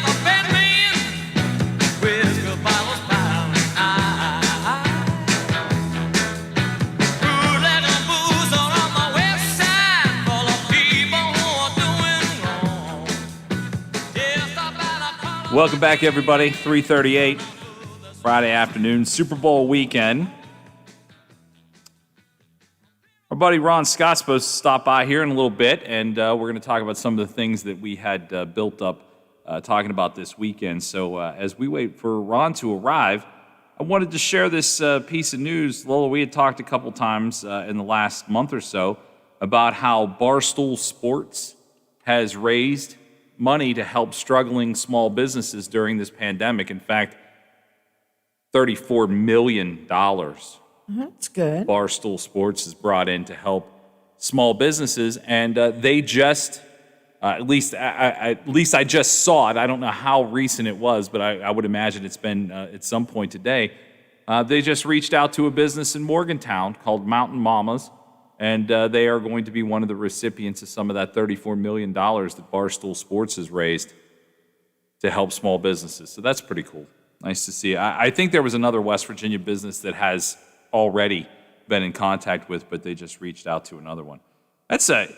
You think about how much help small businesses have gotten from state, local, and federal government. It's not that much. Barstool Sports actually might be doing more than anybody else. I don't know that for sure. I'm more praising what they're doing than taking a shot at what other people aren't doing. But, that's still a pretty impressive set of circumstances there. Don't want to overly get into anything as we're waiting for Ron, but I did see... Oh, there he is. Come on in. You're good. You get in here and put your headphones on. Yeah, so we're actually on the air right now. Oh, okay. It's all right. You take your time. I invited you last minute, so you take your time. That's okay.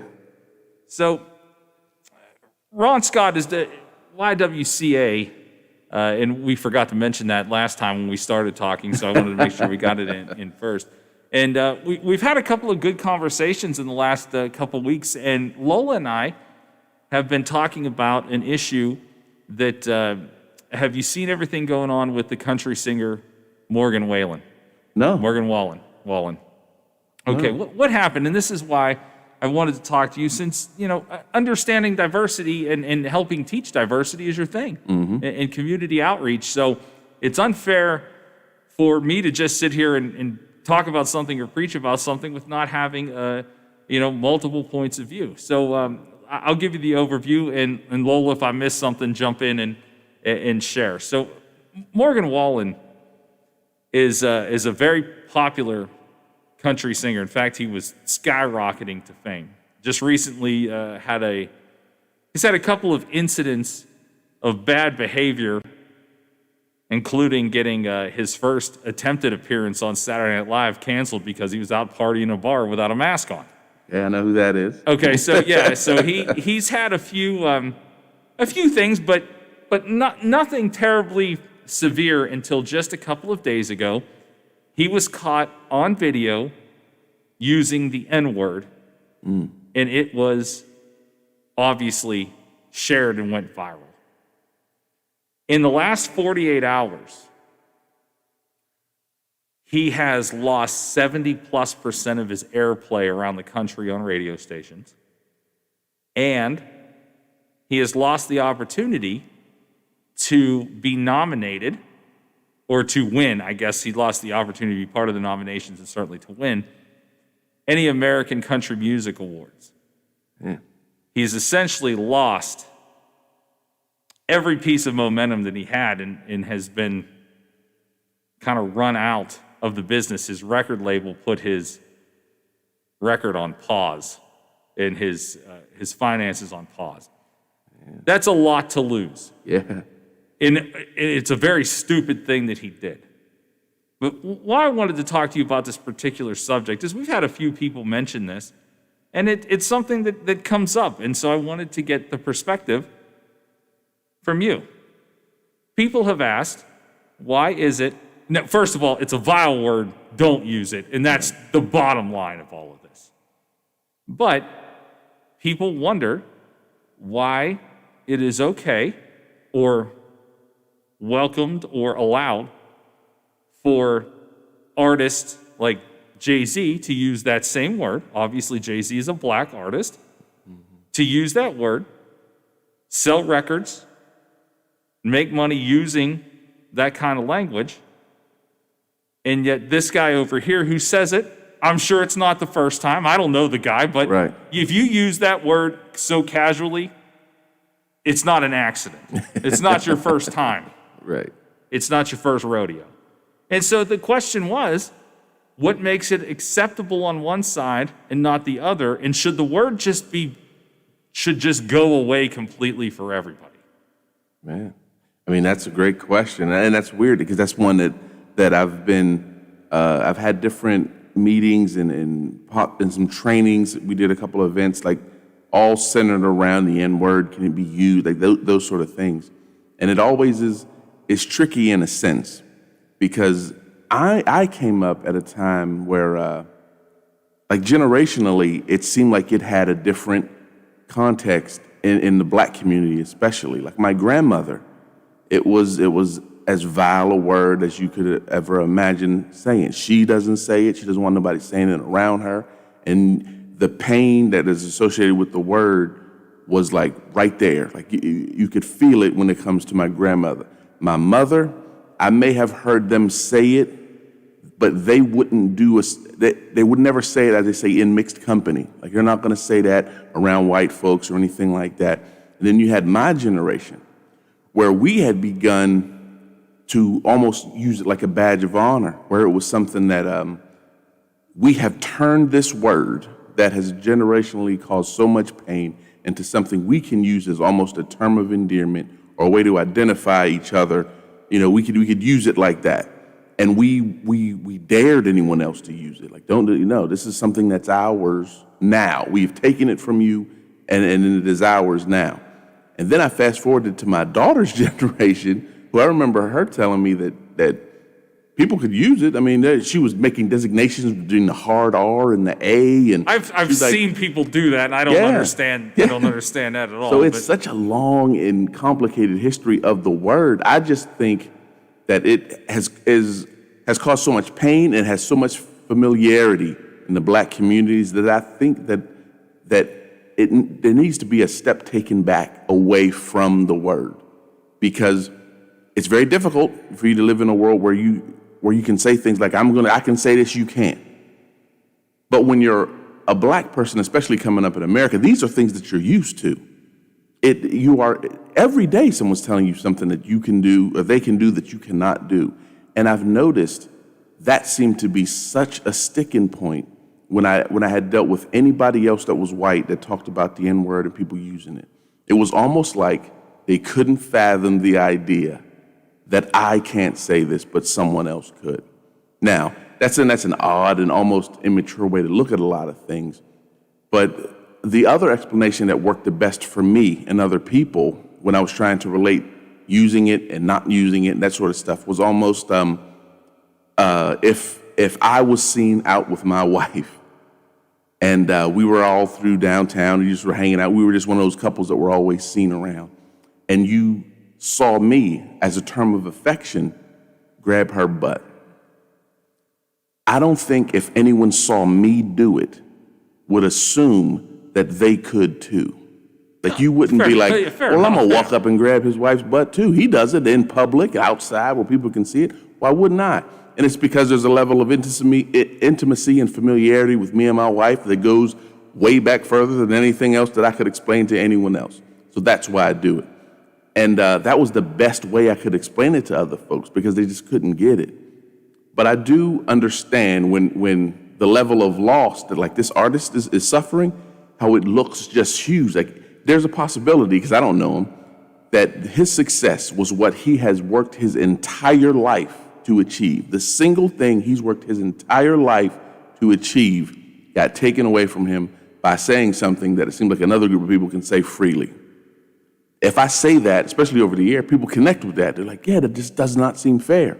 But what people don't seem to connect with is the way that the word can make you feel when used by someone that you think is being malicious towards you.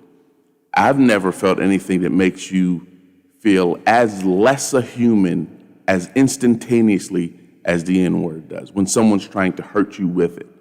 And since I can never seem to convey that to other folks, to understand that when I hear you say it to me, it hurts my children, it hurts my mother, and it hurts my grandparents.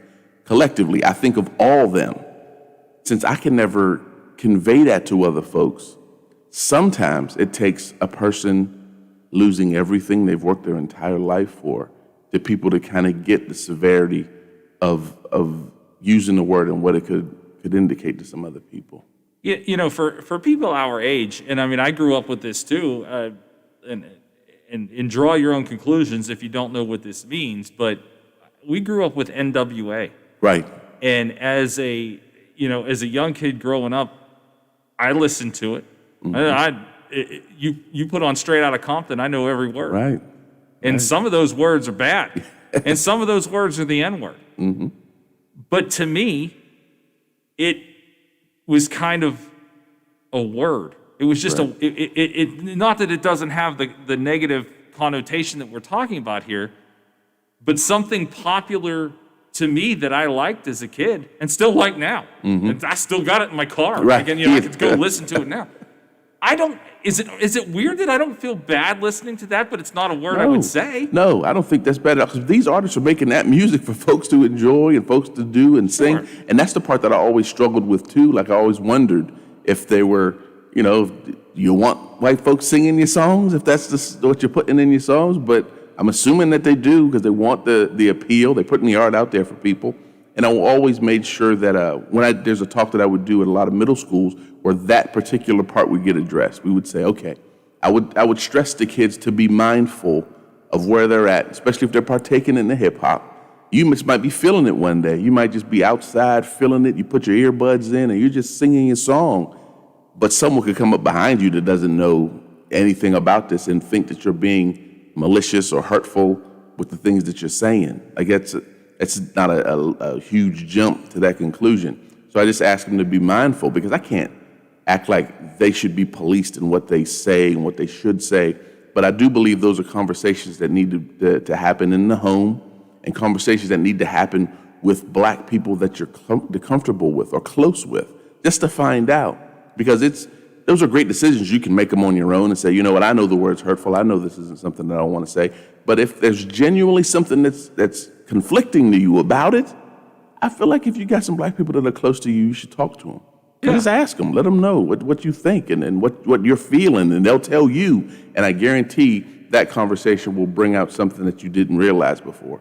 If you and I went to see Jay-Z next week and we were standing next to each other singing the same song, would you look at me like, Rick, what are you doing? Now, me personally, I would not. Only because I feel as though I know enough about you to know when you're singing this song, there's nothing loaded behind it. You don't have any intentions with it. None of that stuff. But if I met you there, and you were just some guy standing next to me. And again, I still understand that what you're there for. Like you're there because you like Jay-Z and you like his music, and that's in his music. So it's not like I'm swinging on you as soon as I hear you singing what the entire crowd is singing. Yeah, that's what I mean. If you're in a stadium with 70,000 people, some of those people are going to be white, and they're going to sing the words, whether they're good words or bad words. Exactly. And it's not. The N-word's not the only word in there that can be misconstrued as a bad word, but we take some of those other words as multiracial. Bad words can be used by anybody, but this word necessarily shouldn't be. And it's kind of, it creates kind of a weird feeling. And going back to the Morgan Wallen thing, we really just saw somebody in 48 hours again, it's not, if you use the word that freely, it's not the first time you've said it. And every appeal to anybody who ever gets caught up in saying something like this, their apologies are always, I will learn to do better. Well, my question is, are you learning to do better because you'd like some of your career back, or are you learning to do better because you thought it was wrong? Or are you learning to do better because you got caught? Right. Would you be better today than you were yesterday if no one knew how bad you were? Exactly. It's really that's the question. Yeah. But what I like, or what I hope is that he doesn't fall victim to this new cancel culture thing. Oh, where now he has to be just wiped clean. I do think he could redeem his career and all of this sort of stuff by acknowledging what he said, acknowledging how it could hurt folks, and I think he has to make it genuine. Don't make it like, I just learned that this was a bad word today. Be genuine about if you use it, when you've used it, how you didn't realize, or things you did realize. Just be genuine about the mistake if it was a mistake, and let folks know and be judged that way. And then because the crowd and society are a part of your career now, when you're that public a figure. It'd be great to say I'm making music for the 4 people that really dig me, but now you're making music that's consumed by the masses. So you're going to have some kind of an appeal to the masses to say, hey, I'm not as bad a guy as it may have come off from this incident. Let me show you. And I think we owe a person a chance to let them. I would think so. You up for a phone call? Sure. All right. What do you got, Lola? I think it's Dan. Hi, Dan. Mr. Scott, my son and your son are educated at the same place, okay? And I've known you for years, okay? Mm-hmm. This is just my personal opinion. I have a big problem with the Black Lives Matter people, with being derogatory against Jewish people. Mr. Sharpton and Mr. Jackson talking about going down to Hymietown, and nobody ever called them on it. Wow. I mean, I remember the whole Hymietown incident. You remember the whole Hymietown? Yeah. Yeah. It seemed like he lost a lot. I feel like but I don't think they were canceling people the way they're canceling them now. But I think the version of canceling that they had then, Jesse definitely got some of it. And then, the whole slavery thing. Slavery was a bad thing for years, okay? Right. But Egypt is a continent of Africa, okay? And who built the pyramids but the Jews? The Jews? Jews built the pyramids, yes?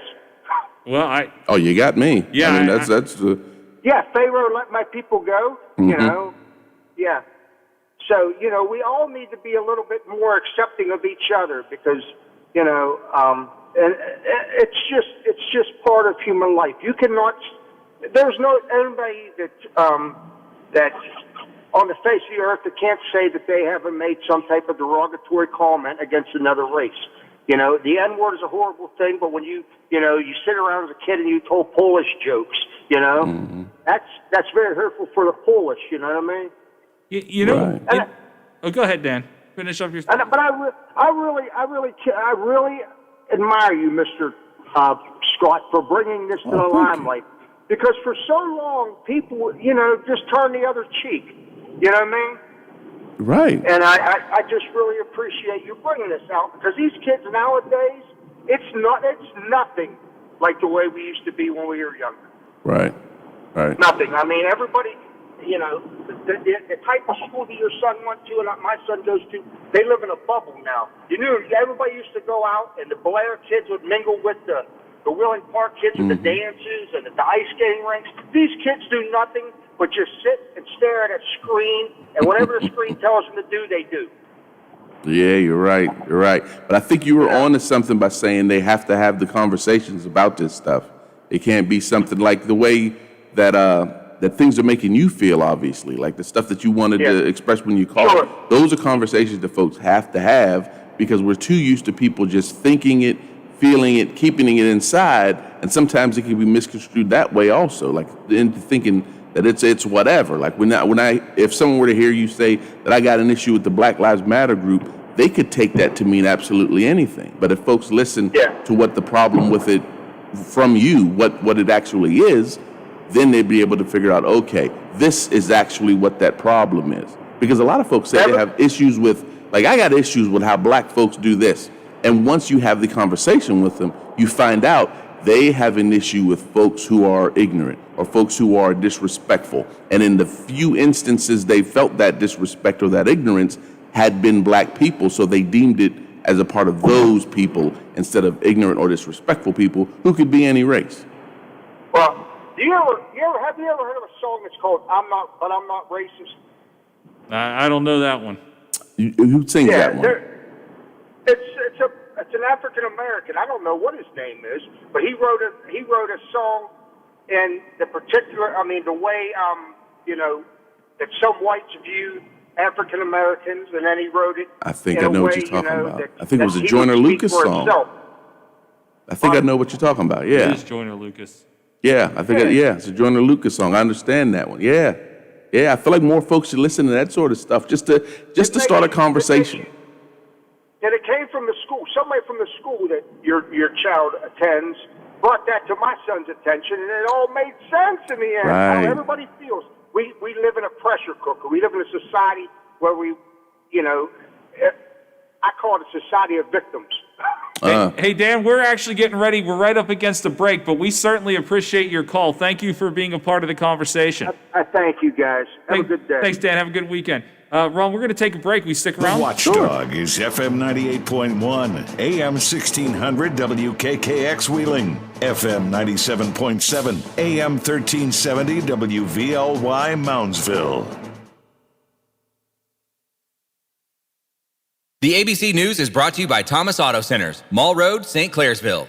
Get the best deal at Thomas Auto Centers. Follows a Senate vote to do just the same. President Biden today saying Americans can't wait, but also welcomes support from Republicans who say it's too expensive. My plan creates more jobs, creates more economic growth, and does more to make us competitive with the rest of the world than any other plan. The Labor Department showing 49,000 jobs were added in January, a good start, but millions remain unemployed. At a virtual roundtable with Black chambers of commerce from across the country, Treasury Secretary Janet Yellen says the rescue plan includes helping communities hit hardest during this pandemic. The American Rescue Plan is badly needed to make sure that this pandemic isn't another generational setback for racial equality. The federal government also working to ramp up vaccination sites and shipments. Maryland's Governor Larry Hogan today touring a mass vaccination site at Six Flags. He says 10,000 appointments were filled in 20 minutes. James Taylor and his daughter got their first doses there today. We applied for it. My daughter applied for it first, and we got it. A third vaccine from Johnson & Johnson is waiting to get FDA approval for emergency use. That could help speed up vaccinations. Meantime, in California, one Central Coast city is getting creative, making it worth your time and money to visit. Tourism is a big part of the economy in Santa Maria. The region is known for its style of tri-tip, its strawberries, its non-crowded beaches, and its wine. But the crowds have disappeared. Now, with California beginning to reopen, Santa Maria will pay visitors who come to town with what it calls a stimulus payment, $100 for those who book a 2-night stay. The city saying it's doing what it can to woo back visitors. ABC's Alex Stone reporting. You're listening to ABC News. What can give you a competitive edge in today's red-hot housing market? Rocket can. That's because Rocket Mortgage can give you a verified approval. It could help your offer stand out, because when you find the perfect home, you don't want to lose it to anybody else. Rocket Technology provides a rock-solid verification of your income, assets, and credit, giving sellers and their agents greater confidence in you. We've already helped over 1 million clients just like you reach their home financing goals this year alone. So remember this. What can help you buy the home you really want? Rocket can. Go to rocketmortgage.com or call us today at 8338-ROCKET.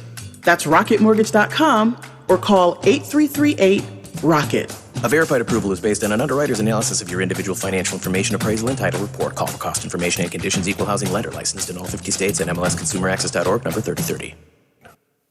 Republican Congresswoman Marjorie Taylor Greene says she feels free after being stripped of her committee assignments in Congress. Yesterday's House vote was in response to Taylor Greene's past comments, like calling 9/11 and school shootings hoaxes. Before yesterday's vote, Taylor Greene took responsibility for what she said, saying she regretted it but never apologized. Today, the Georgia Congresswoman remained defiant. When the Democrats and 11 of my Republican colleagues decided to strip me of my committee assignments, Education and Labor and the Budget Committee, you know what they did? They actually stripped my district of their voice. She said she'll continue with her agenda. Troy Vincent, NFL Executive President of Operations, says it's a big achievement of having a Super Bowl this weekend amid the coronavirus pandemic. Vincent says the league is listening to the experts for guidance. What is science? what is engineering? What are our healthcare leaders saying that we need to do to be responsible so that not only the players and the coaches are safe, but the fans that are attending?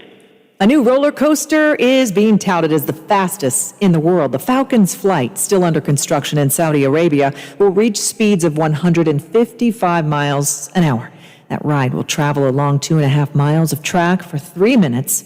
The ride will be the main attraction of a Six Flag park due to open outside Riyadh in 2023. This is ABC News. Beachcombing, baking cookies, learning French. Aren't these what you'd rather be doing than thinking about your Medicare prescriptions? Well, Walgreens is here to help you get back to it with convenient refill and pickup options, expert pharmacists to answer all your questions, and Medicare copays as low as $0. Zero. Which is also the number of cares in the world you'll have as you stroll the beach, eating cookies and speaking French. Oh la la. Walgreens. $0 copays apply to Tier 1 generic drugs and select plans where Walgreens is a preferred pharmacy. Michelle Franzen, ABC News. For all of your IT needs, visit OmniPerforms.com. Omni Strategic Technologies, the only IT company that the watchdog trusts. Hey, I'm going to the kitchen. Can I grab you a Coors Light? Yeah, that sounds good. Huh. I never knew there was a zip line in my fridge. Hey! Hey, buddy! Yeah! You got 2 Coors Lights up there? You got it! Always brewed down to 34 degrees. With a taste as cold as the Rockies, only Coors Light gives you refreshment every time. Here you go, 2 Coors Lights. Awesome, man. Wow, these are really cold. That's the only way I deliver it. Sure, I mean, you being a mountain climber and all. Yep. You probably need a pretty warm coat in there, huh? Yep. Hey, Ben! Yeah! Ask him if he has any nachos. You got any nachos in there? No. Just icy cold Coors Light? Yep. That makes sense. It is the Rockies. Coors Light, the world's most refreshing beer. Coors Brewing Company, Golden, Colorado. With great beer comes great responsibility. Celebrate the 55th edition of the big game with exclusive 55-1 odds on FanDuel Sportsbook. And if you've never tried FanDuel before, new users can bet on either team and get 55-1 odds. Now, FanDuel has all kinds of ways for you to win. They've got a wide range of options, big super boosts every weekend, odds boosts and specials all the time. Your withdrawals come very quickly, and it's easy to register, deposit, and easy to find your bet. So download the FanDuel Sportsbook app, use promo code Monroe to get started. FanDuel Sportsbook, promo code Monroe. Brother Biff is betting on Kansas City. He says it'll be a close game, but he's predicting KC to win if you want to get a little suggestion from Brother Biff. So download the app and get started. You must be 21 or older, present in Pennsylvania or West Virginia, new users only, must wager on designated boost markets, deposit required, maximum bonus $275. See full terms at sportsbook.fanduel.com. Gambling problem? 1-800-GAMBLER or 1-800-GAMBLER. Does your dog need groomed or walked? Are you looking for a pet sitter or dog boarding options? If so, call Dirty Paws, Wheeling's newest pet care service, providing the Ohio Valley with everyone's pet care needs. Check us out on Facebook at Dirty Paws WHG or call 304-639-7754. Hello, everyone. From the Watchdog, I'm Darnell Foster with a look at your local weather forecast for your Friday. Mostly cloudy skies, breezy, a high near 35. Overnight low of 23 degrees, partly cloudy conditions. Mostly cloudy for your Saturday with a high near 31. Have yourself a great day, everyone. From the Watchdog, I'm Darnell Foster. The views and opinions expressed on the following program are not necessarily those of this station or its sponsors. News, talk, sports, and rock is all right here. Right now. Back to Real Big Talk with Big Rick on the Watchdog. Excellent.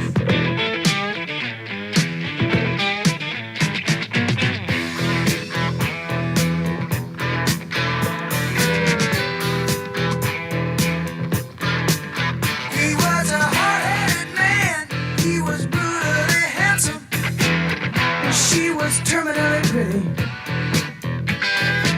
She held him up and he held her for ransom. Welcome back, everybody. It's 4:08 on Friday. I'm Big Rick. Lola's here too, and so is our friend Ron Scott from the YWCA. Interesting conversations we're having, and like Ron said in the last segment, we have to have conversations. You know, you have to talk about tough subjects.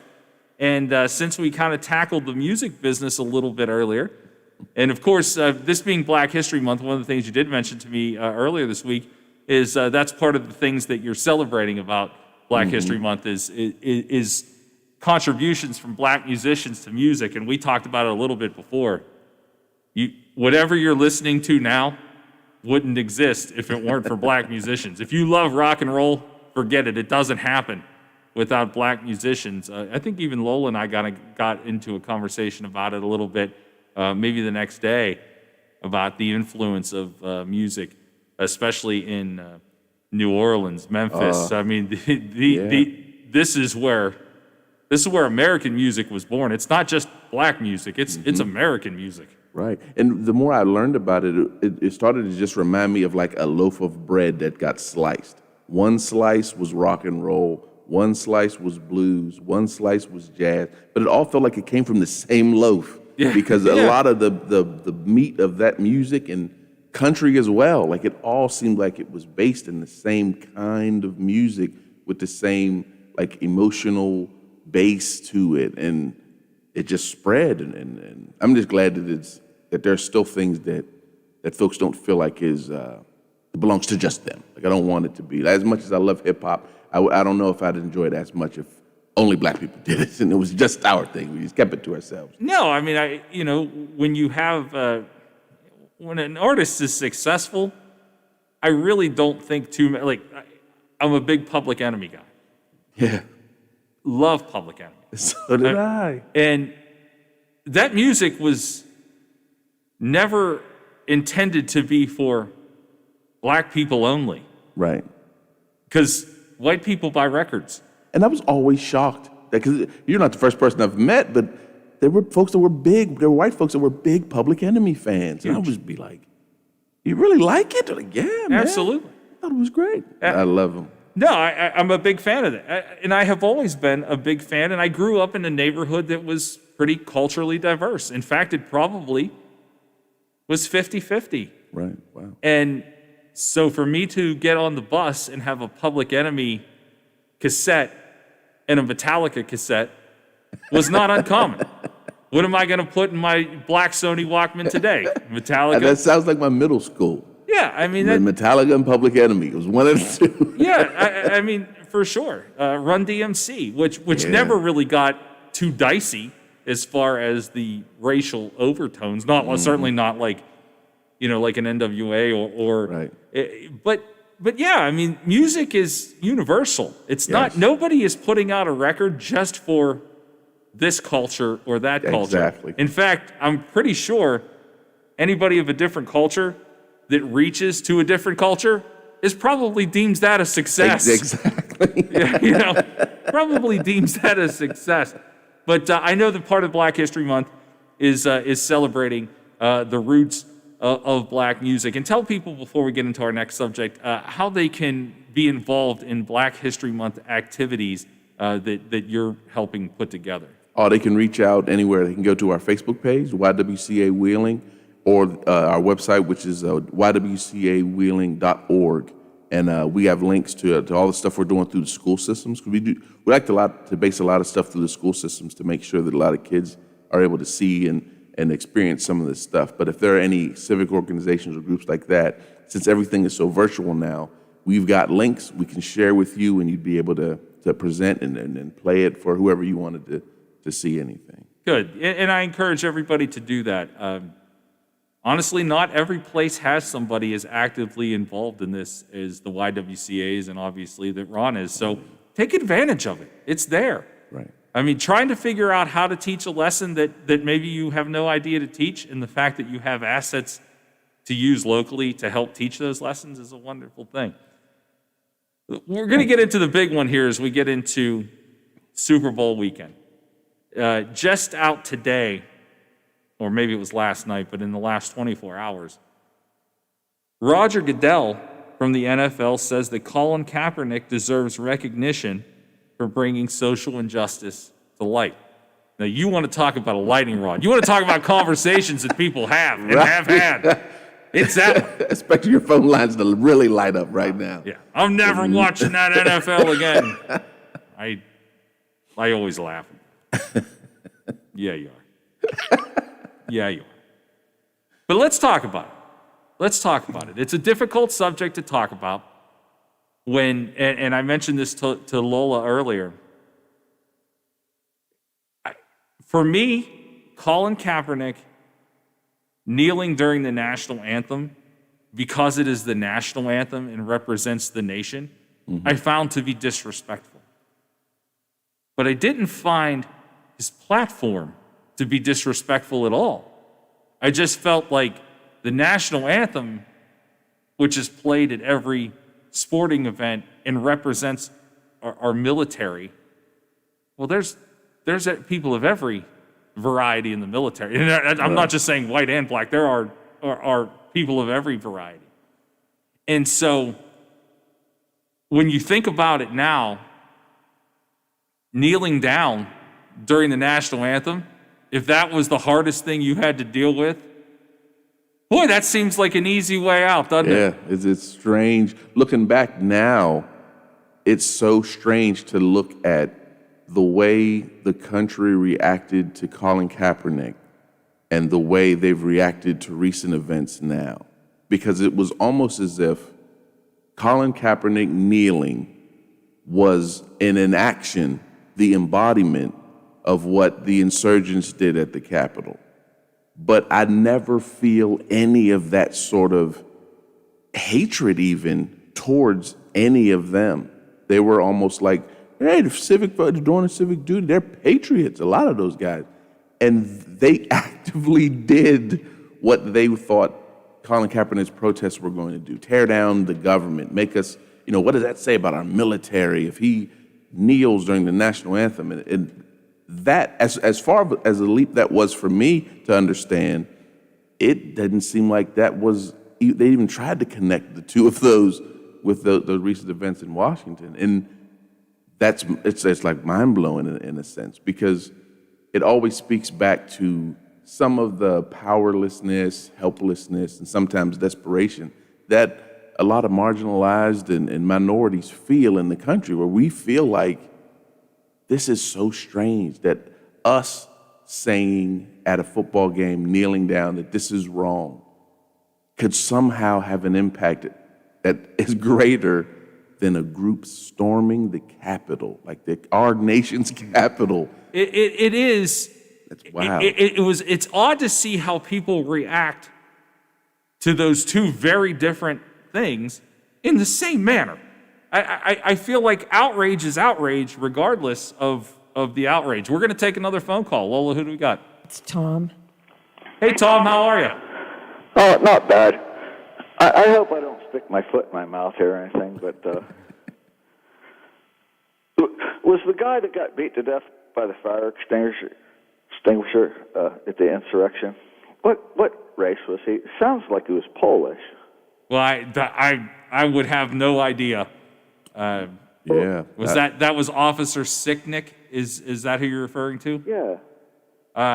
But if he would have been black, I'm sure we would have heard about that by now. And I'm not trying to be derogatory in any way, shape, or form and stuff. But let me say this first of all, because the difference between what we're talking about and what you're asking here is I don't want it to go. You don't want to go there. Okay. No. It's not. Look, no. Having conversations is having conversations. Whether the guy is Polish, black, Italian, or anything else, he was an officer at the Capitol that was beaten with a fire extinguisher. I don't care what color he is. That's awful.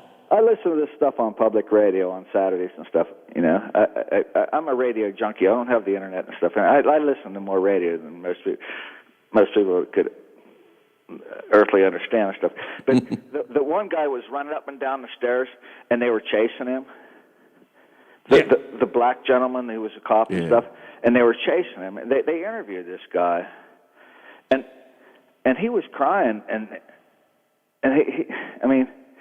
he was crying when they were interviewing him, but he was trying to draw these people away from the politicians. and he was just trying to get them to go somewhere else and stuff. And these people, they confronted him and they says, "Hey, did you vote for Joe Biden? You're a traitor." And so he goes, "Yeah, I voted for Joe Biden and stuff." But they were calling him the N-word and they're ripping him one down the other side and stuff. But when the NPR did the interview, he was crying and stuff. He says, he just kept saying, "What the F? What the F?" I was trying to do my job and stuff, but I mean, but going back to myself, and I'm not trying to bring myself into this conversation, but my last name is Jigga, and when I was 6 years old, they always called me Jigaboo. You know what, they were Tom, setting you up for that one, huh? Yeah, we're you know what, we're going to address what you've asked about. But no, I'm white, and I didn't even understand what was going on and stuff. And I mean, I'm not saying I could put myself in anybody's footsteps, but I didn't even understand what was going on when I was 6 years old in 1966 and stuff. But I mean, you know what? It's probably best that you didn't, Tom. We're going to actually finish our conversation. All right. Thanks for the call, man. Thanks, man. Bye. Take care. Yeah. No, thank you. The officer that he's referring to is Officer Eugene Goodman. That was the officer that actually led the insurrectionists away from the Capitol floor, and he is a hero.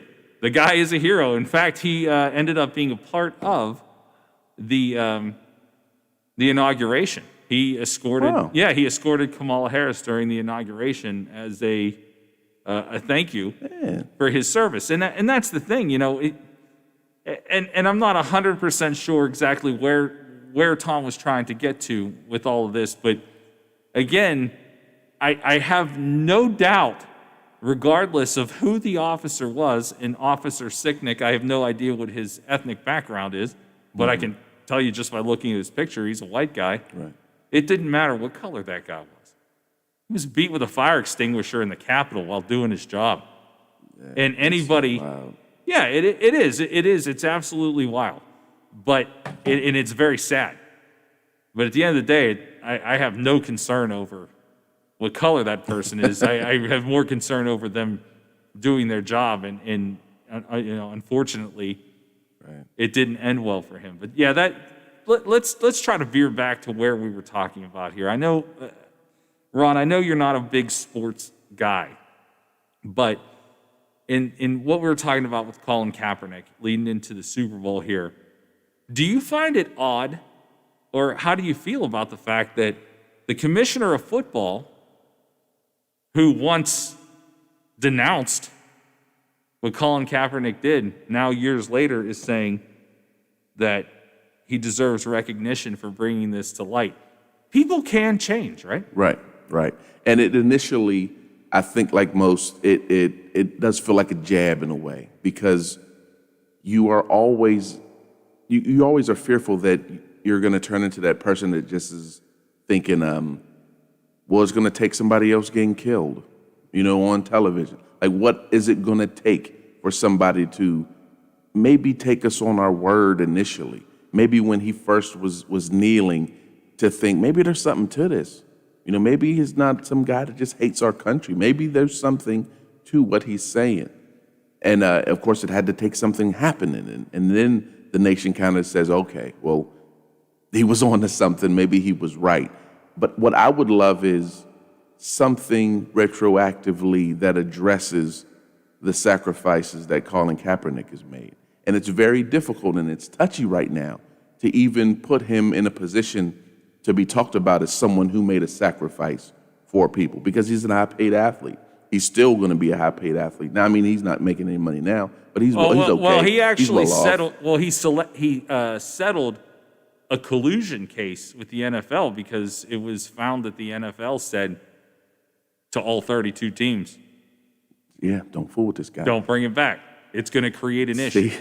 and so he was awarded handsomely. Right. And it's always tough to make the argument that guy has sacrificed when he's still going to be sitting, pretty with some money right now. But he actually did. He made a choice that I don't think many would be brave enough to make. And it's so strange that I even feel tempered in my language when I say words like sacrifice, brave, and that stuff talking about Colin Kaepernick because I know how angry people get when his name gets brought up. And I recently learned how vile of an act that could be seen in people's eyes as being kneeling at the national anthem. Like so it's amazing to now hear Roger Goodell say something like, his efforts should be applauded or appreciated, that he is in some way someone who made strides in the idea of bringing police brutality to the forefront, for people to talk about it, for it to be a national issue, just like he initially wanted it to be. But I don't know if folks are ready to embrace what Goodell said yet. I feel like he's now going to be the target of a lot of these slings and arrows because he said that. It's going to be interesting to see how those comments are taken by others. I mean, you already have the crowd that I'm not ever watching this again. Right. And some of them probably won't, but for the most part, you can't even avoid the NFL if you want to. I mean, it's that Super Bowl's the Super Bowl. Yeah, I mean, you can't. You're not going to avoid that. Right. And when next season rolls around, when people are talking about it, you can't avoid the talk. And this is a talk show. If you turn the station on, at some point you'll hear either Bill or I talking about sports, or you'll actually hear them on the air because we play sports. So you're not ever going to avoid sports in this country, as much as you may not choose to buy apparel and you may just go, well, I'm not spending my Sunday watching this. You can't avoid it. Right. It's a part of our fabric. And I just thought it was, I thought it was interesting because it offers people a chance to realize, and look, I'm not a Goodell guy. He went to W&J College, right up the road in Washington, PA. I mean, he comes from a small college and obviously did something huge with his life. He's done a lot of things correctly.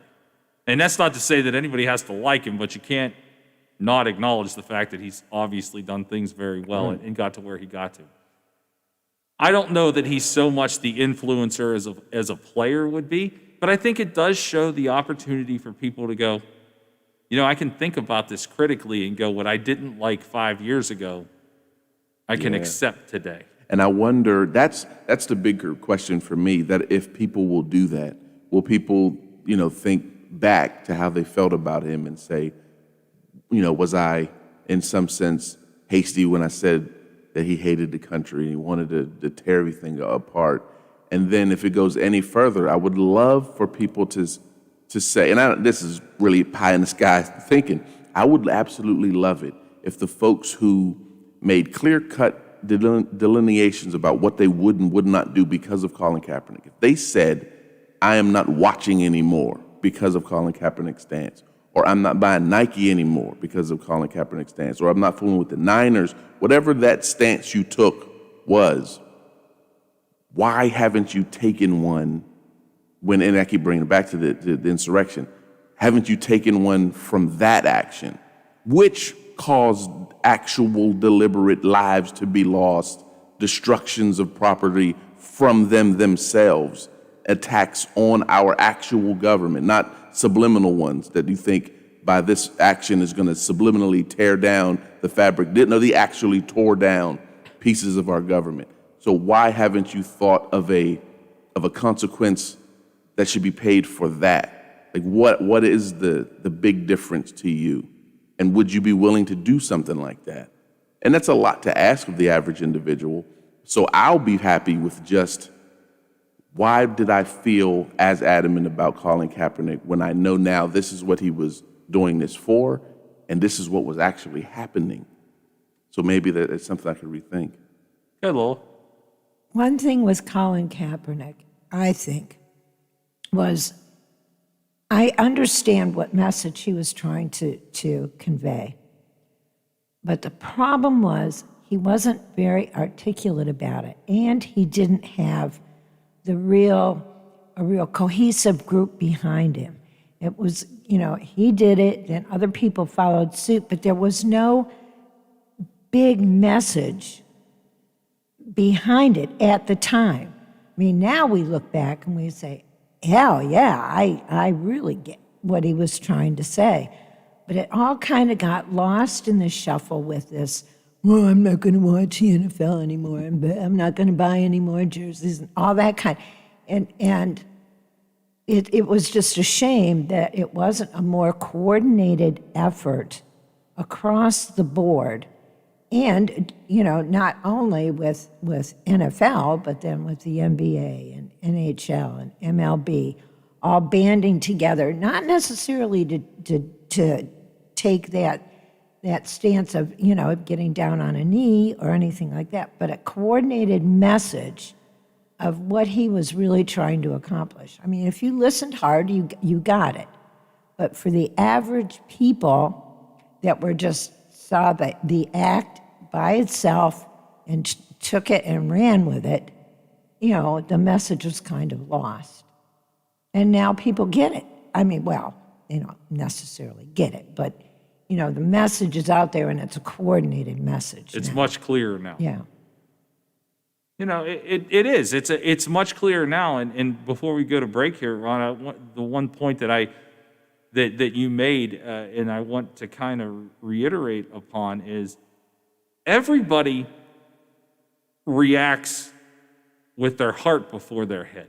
Mm-hmm. And when you saw Colin Kaepernick kneeling and your first instinct was to just lose your mind, you're not necessarily wrong, because that's how people react to things. Right.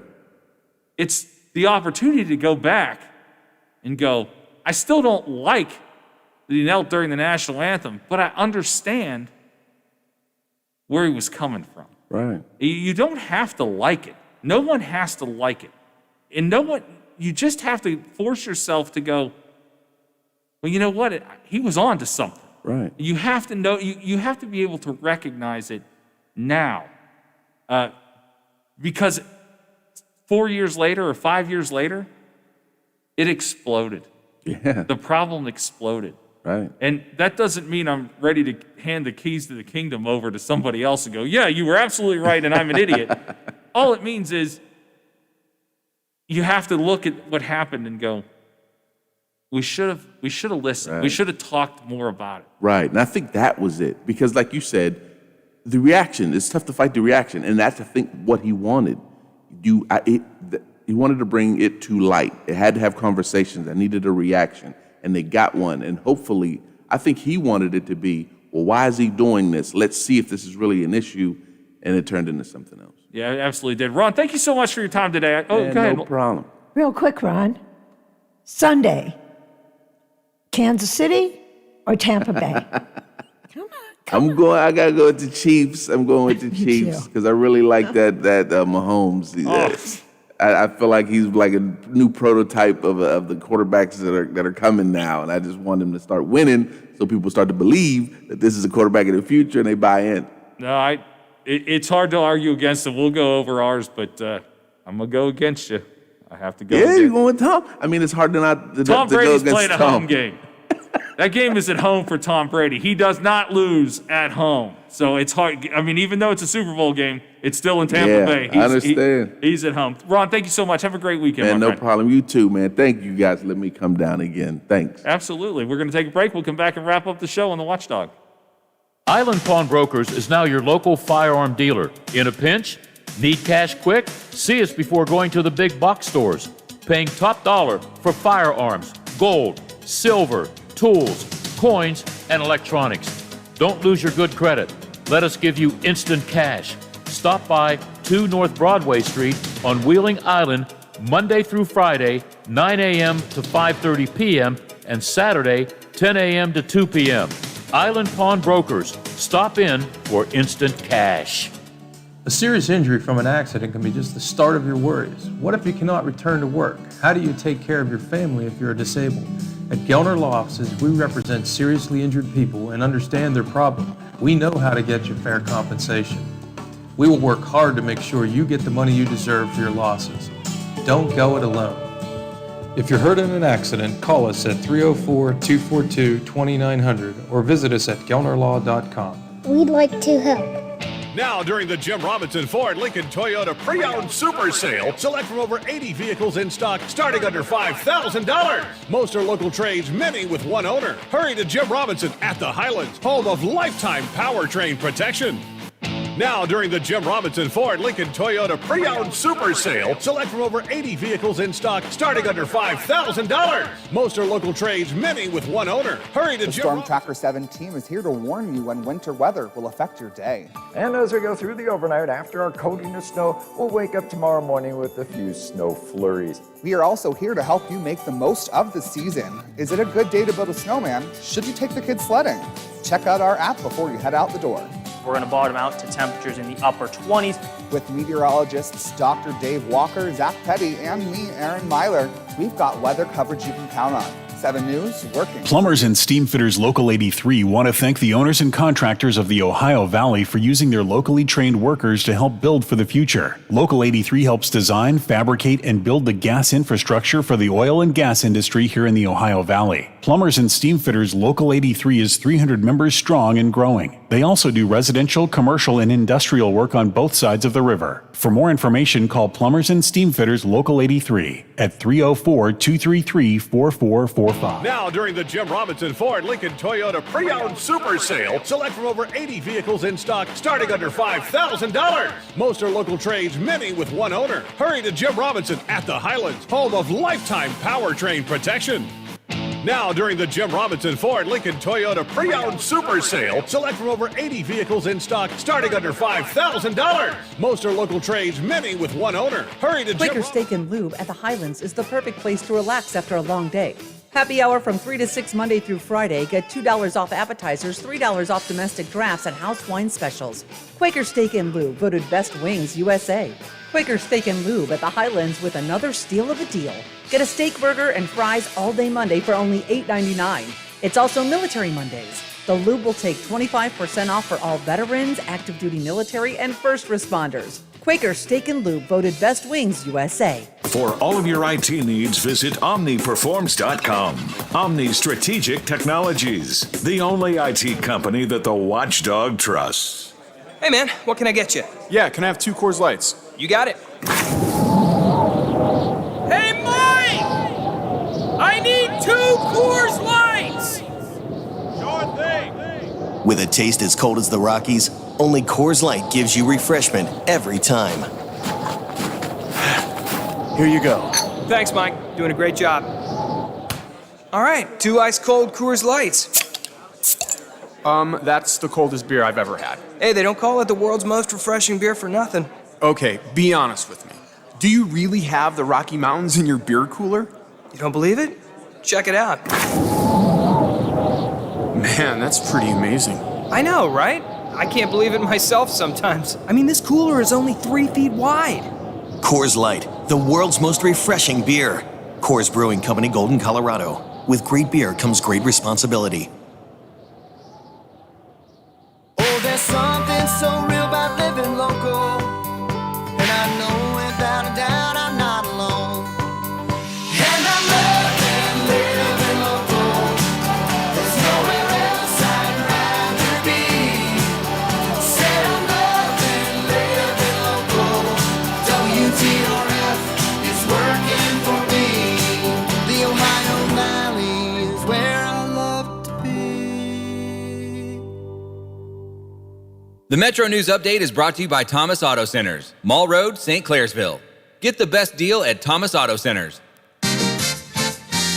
West Virginia Metro News, I'm Jeff Jenkins. Governor Jim Justice says the state capitol will be a safe place during the upcoming legislative session. He says he has confidence in how the House and Senate are preparing for their work with the pandemic in mind. They're taking every precaution, I think, as far as the number of visitors. You know, they're very, very limited. Justice says the access by the public will be limited to those who need to be at the Capitol on official business only. Members of the governor's coronavirus task force say they plan to have COVID-19 vaccination clinics in all 55 counties again next week. The clinics this week began Wednesday and will continue through tomorrow. The COVID-19 daily alert map looking a lot less red these days. There are now only 8 counties in red, which represents the highest rate of spread. The Catholic Diocese of Wheeling-Charleston took advantage of last year's pandemic-related Paycheck Protection Program. Metro News statewide correspondent Brad McElhaney has been reviewing an audit report from the diocese. The Wheeling Catholic Diocese drew down almost $2 million from PPP and was eligible to do so. Originally, it was cast as a loan. The Wheeling Catholic Diocese intends to apply for forgiveness on that loan. The State Division of Motor Vehicles wants drivers with CDL licenses to look closely at their expiration dates. The extensions granted during the pandemic are coming to an end, and there will be no more extensions. You're listening to Metro News, the voice of West Virginia. A chilly weekend on tap in West Virginia with the possibility of rain and snow by the end. Former Mountaineer basketball player Levi Phillips says the first basket made during a game in the WVU Coliseum just more than 50 years ago was a follow-up shot after a miss from Mountaineer star Will Robinson. Will was our shooter, and he shot it. It bounced out to the free throw line. I caught it and put it back in. Phillips will be honored during tomorrow's game against Kansas. You can read more at WVMetroNews.com. From the Metro News Anchor Desk, I'm Jeff Jenkins. He can talk up and down Route 2 and Route 7 at the same time. Just ask him. Keeping it real for your ride home. It's Real Big Talk with Big Rick on The Watchdog.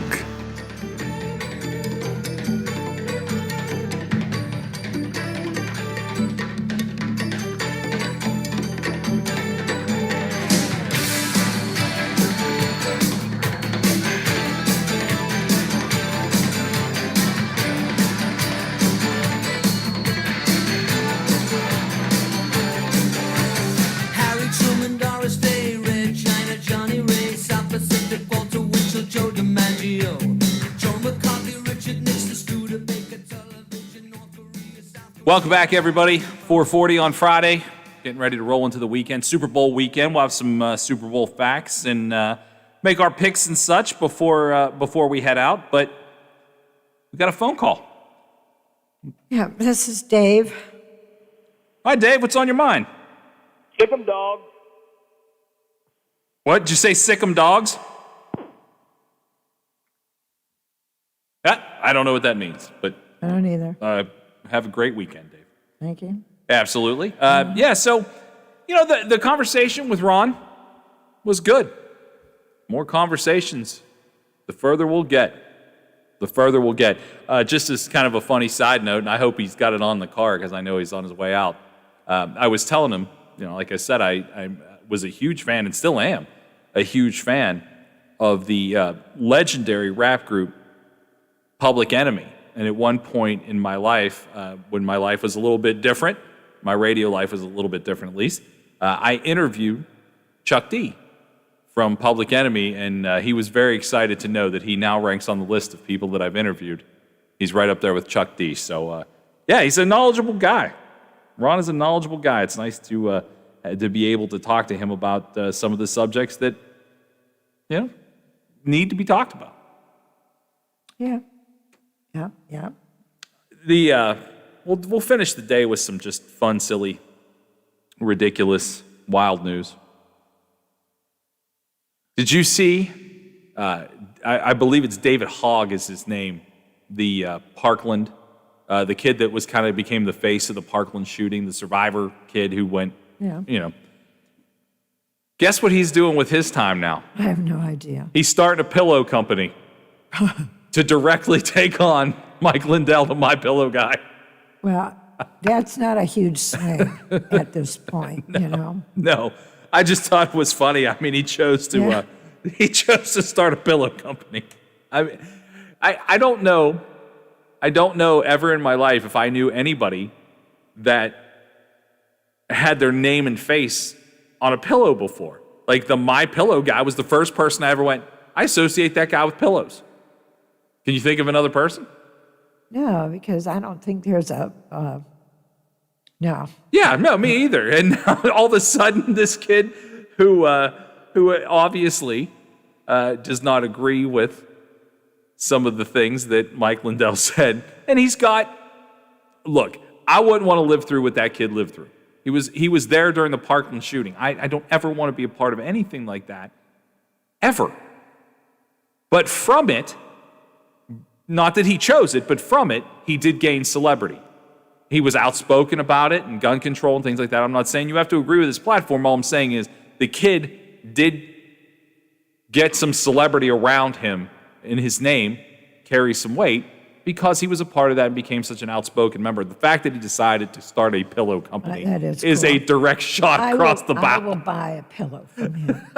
Again, I don't necessarily agree. As I've said openly before, I'm a gun owner, and I don't have a problem with guns. I have a problem with guns in the hands of people that will do something bad with them.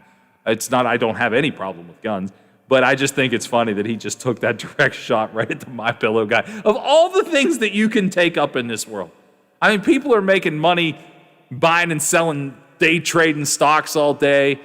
People are making money doing just about anything, being an influencer of some kind. He decides to start a pillow company. Take that, Lindell.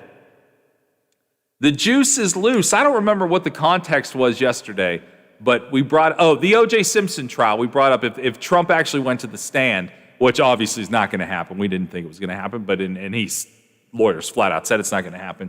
I decided to see what O.J. was up to. Turns out that O.J. Simpson has only paid $132,000 to the Goldman family. He still owes them around $70 million from the civil lawsuit. How does this happen? Now, granted, he was in jail for quite a while. He went to jail in Las Vegas because he was trying to steal back some of his own memorabilia, including his Heisman Trophy, which I think was the main thing he was trying to get back. And OJ went to prison. So that probably does hurt your earning potential if you are in jail. Kinda. But $132,000 out of a $70 million civil suit, is that how civil suits generally go? I mean, I've never been a part of one. Knock on wood, I never will be. But to me, that just seems incredible. You're telling me he didn't have more than and maybe he didn't. He didn't have more than $132,000 when that civil suit was finished?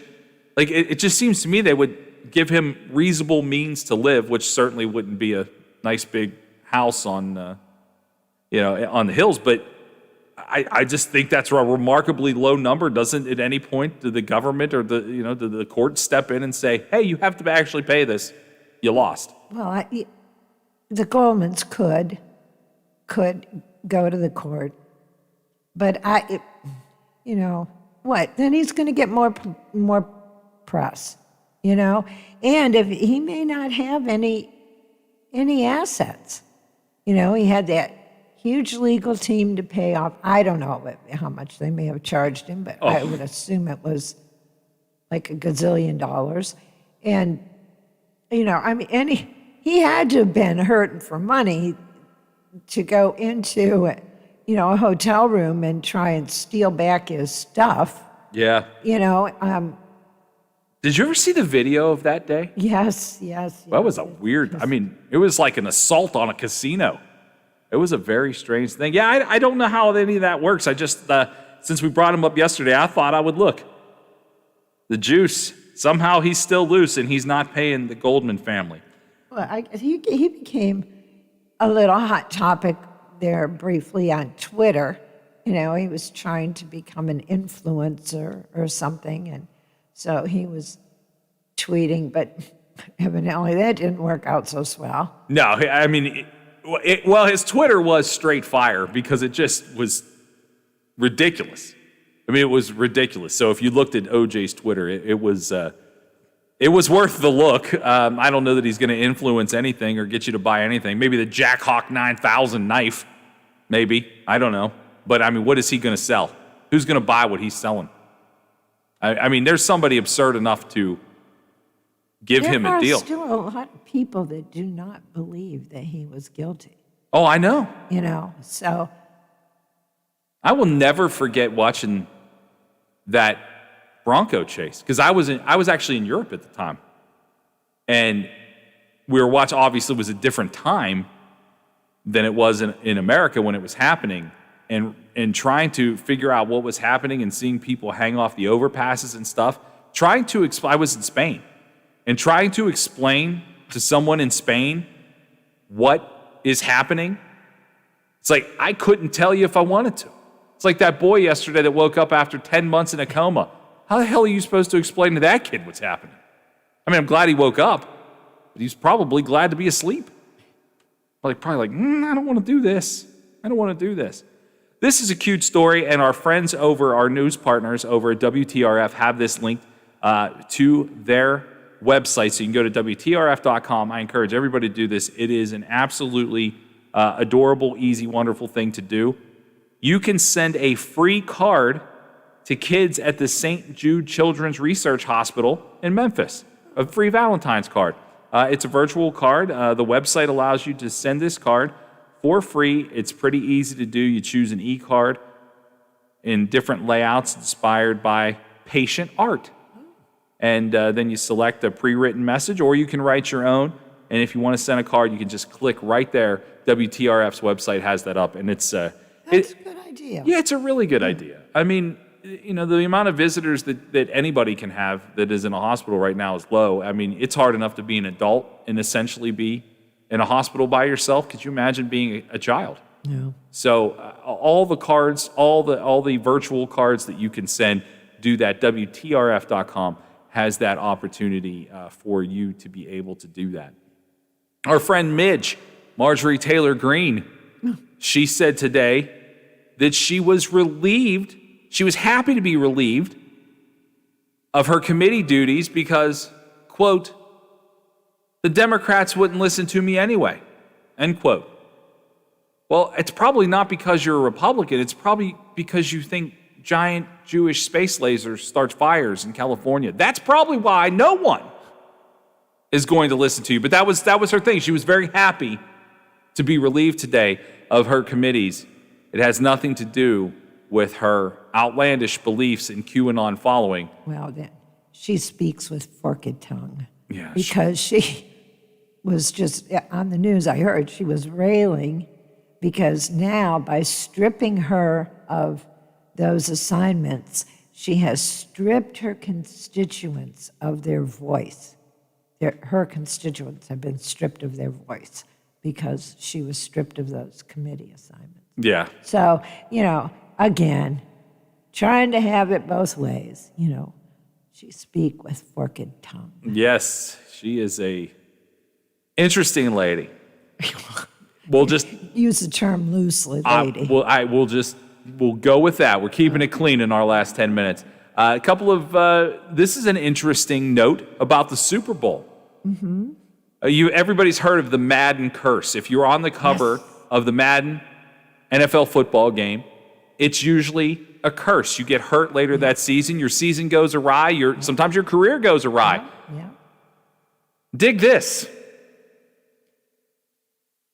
17, 18, 19, and 2020, those 4 covers, all of those players are playing in this Super Bowl. Well, that's good. Maybe the curse got broken. Gronk, Brady, Antonio Brown, and Patrick Mahomes, all playing in the Super Bowl. So the Madden curse is reversed. How about that? Nice story here. Jalen Hurts, who is the quarterback for Philadelphia, gave $30,000 to a local family in need because their child had cancer and they were trying to get a house. They were in the process of doing that. He actually gave them $30,000 to help buy a house. Strangers. That should make you feel good. Yes. That's a good one. We'll take that. A lot of, I'm just surprised it came out in the news because a lot of these guys, regardless of what sport it is, just give money away, and they don't ask for any attention. They don't ask for any accolades for it. They just do it.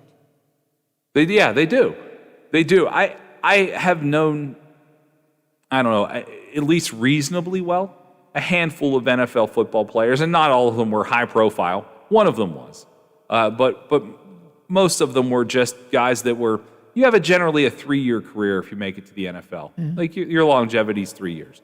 Some guys make it a little longer. Some guys that are at skilled positions find a way to make it, a decade or more. But for the most part, if you get 2.5, 3 years in the NFL, you're doing okay. But you have to go do something else after the NFL. Yeah. You make a chunk of money, but not enough money to just be free and clear for the rest of your life. A lot of these guys invest their money in real estate and things like that. That's how a lot of it works. But most of the NFL players I've ever encountered were pretty nice. There were a couple that I've encountered that was just like, I have no desire to ever be around you again in my life. But for the most part, they're good, decent people. And if you are in the NFL or you are famous of any sort, we kind of touched on this when we were talking about when the $1 billion lottery was available. Everybody wants to get in your pocket. Everybody wants to get in your pocket. You got long-lost cousins. Mm-hmm. You got people coming out of everywhere. Everyone has a story. Well, here, the reality is everyone does have a story. You know, my truck broke down. My this is broken. I'm having this medical issue. Everybody does have a story. And if you get close enough to someone who you know has money, I mean, a lot of these guys, their salaries are published. Steelers signed Ben Roethlisberger. We've talked 1,000 times about he's on deck to make $41 million. You know, I mean, we know what these guys get paid. Well, of course. So you run into Ben Roethlisberger and your truck's broken. If you're so inclined, you can, hey, Ben, I have $300 for a water pump. You know, that stuff does happen. So when these guys freely give their money away and try to do something nice, I wish more people would let people know that happened. Here's an interesting stat for you about Morgan Wallen. I know we've talked a lot about him this week and obviously talked about it with Ron. What do you make of this?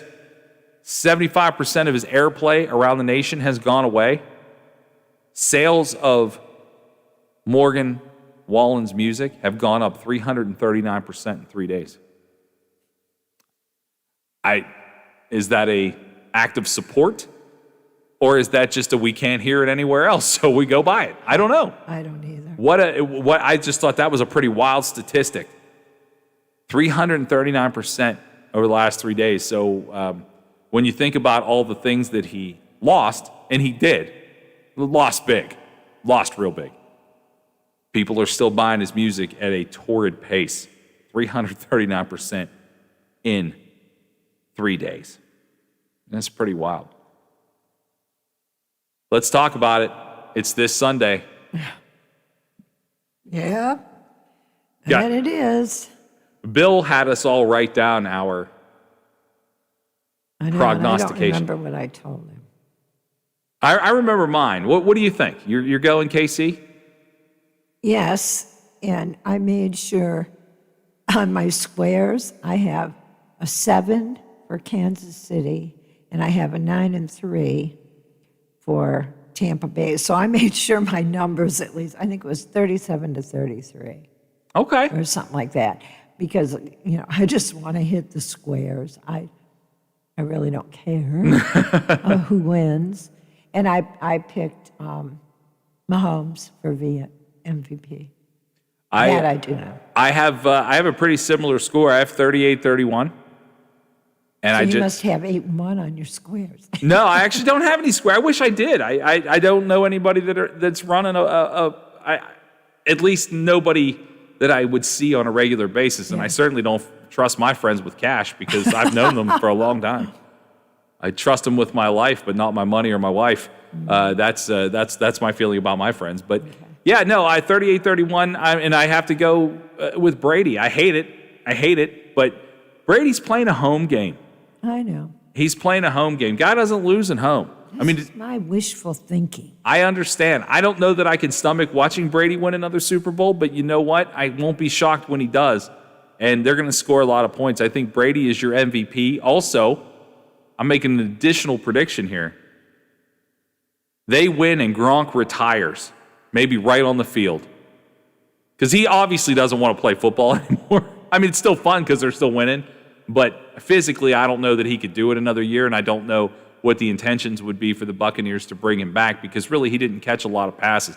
But then again, I wouldn't be surprised if he goes out and wins the MVP either and has 3 touchdowns. Would that shock you? No. Yeah, no. Absolutely not. But I feel like there's Gronk, whether it's Gronk MVP or Gronk just retiring on the field after the game, I feel like he does something in spectacular fashion. It's Gronk. Of course he will. He'll do something. In his one season off, which was last season, he actually threw a big party at the Super Bowl called Gronk Beach. So there's no way that Gronk doesn't do something weird and spectacular in all of this. So everybody have a safe weekend. Enjoy the Super Bowl. We'll be back on Monday. For Lola, I'm Rick. Take care of yourselves, and we'll see you on the Watchdog.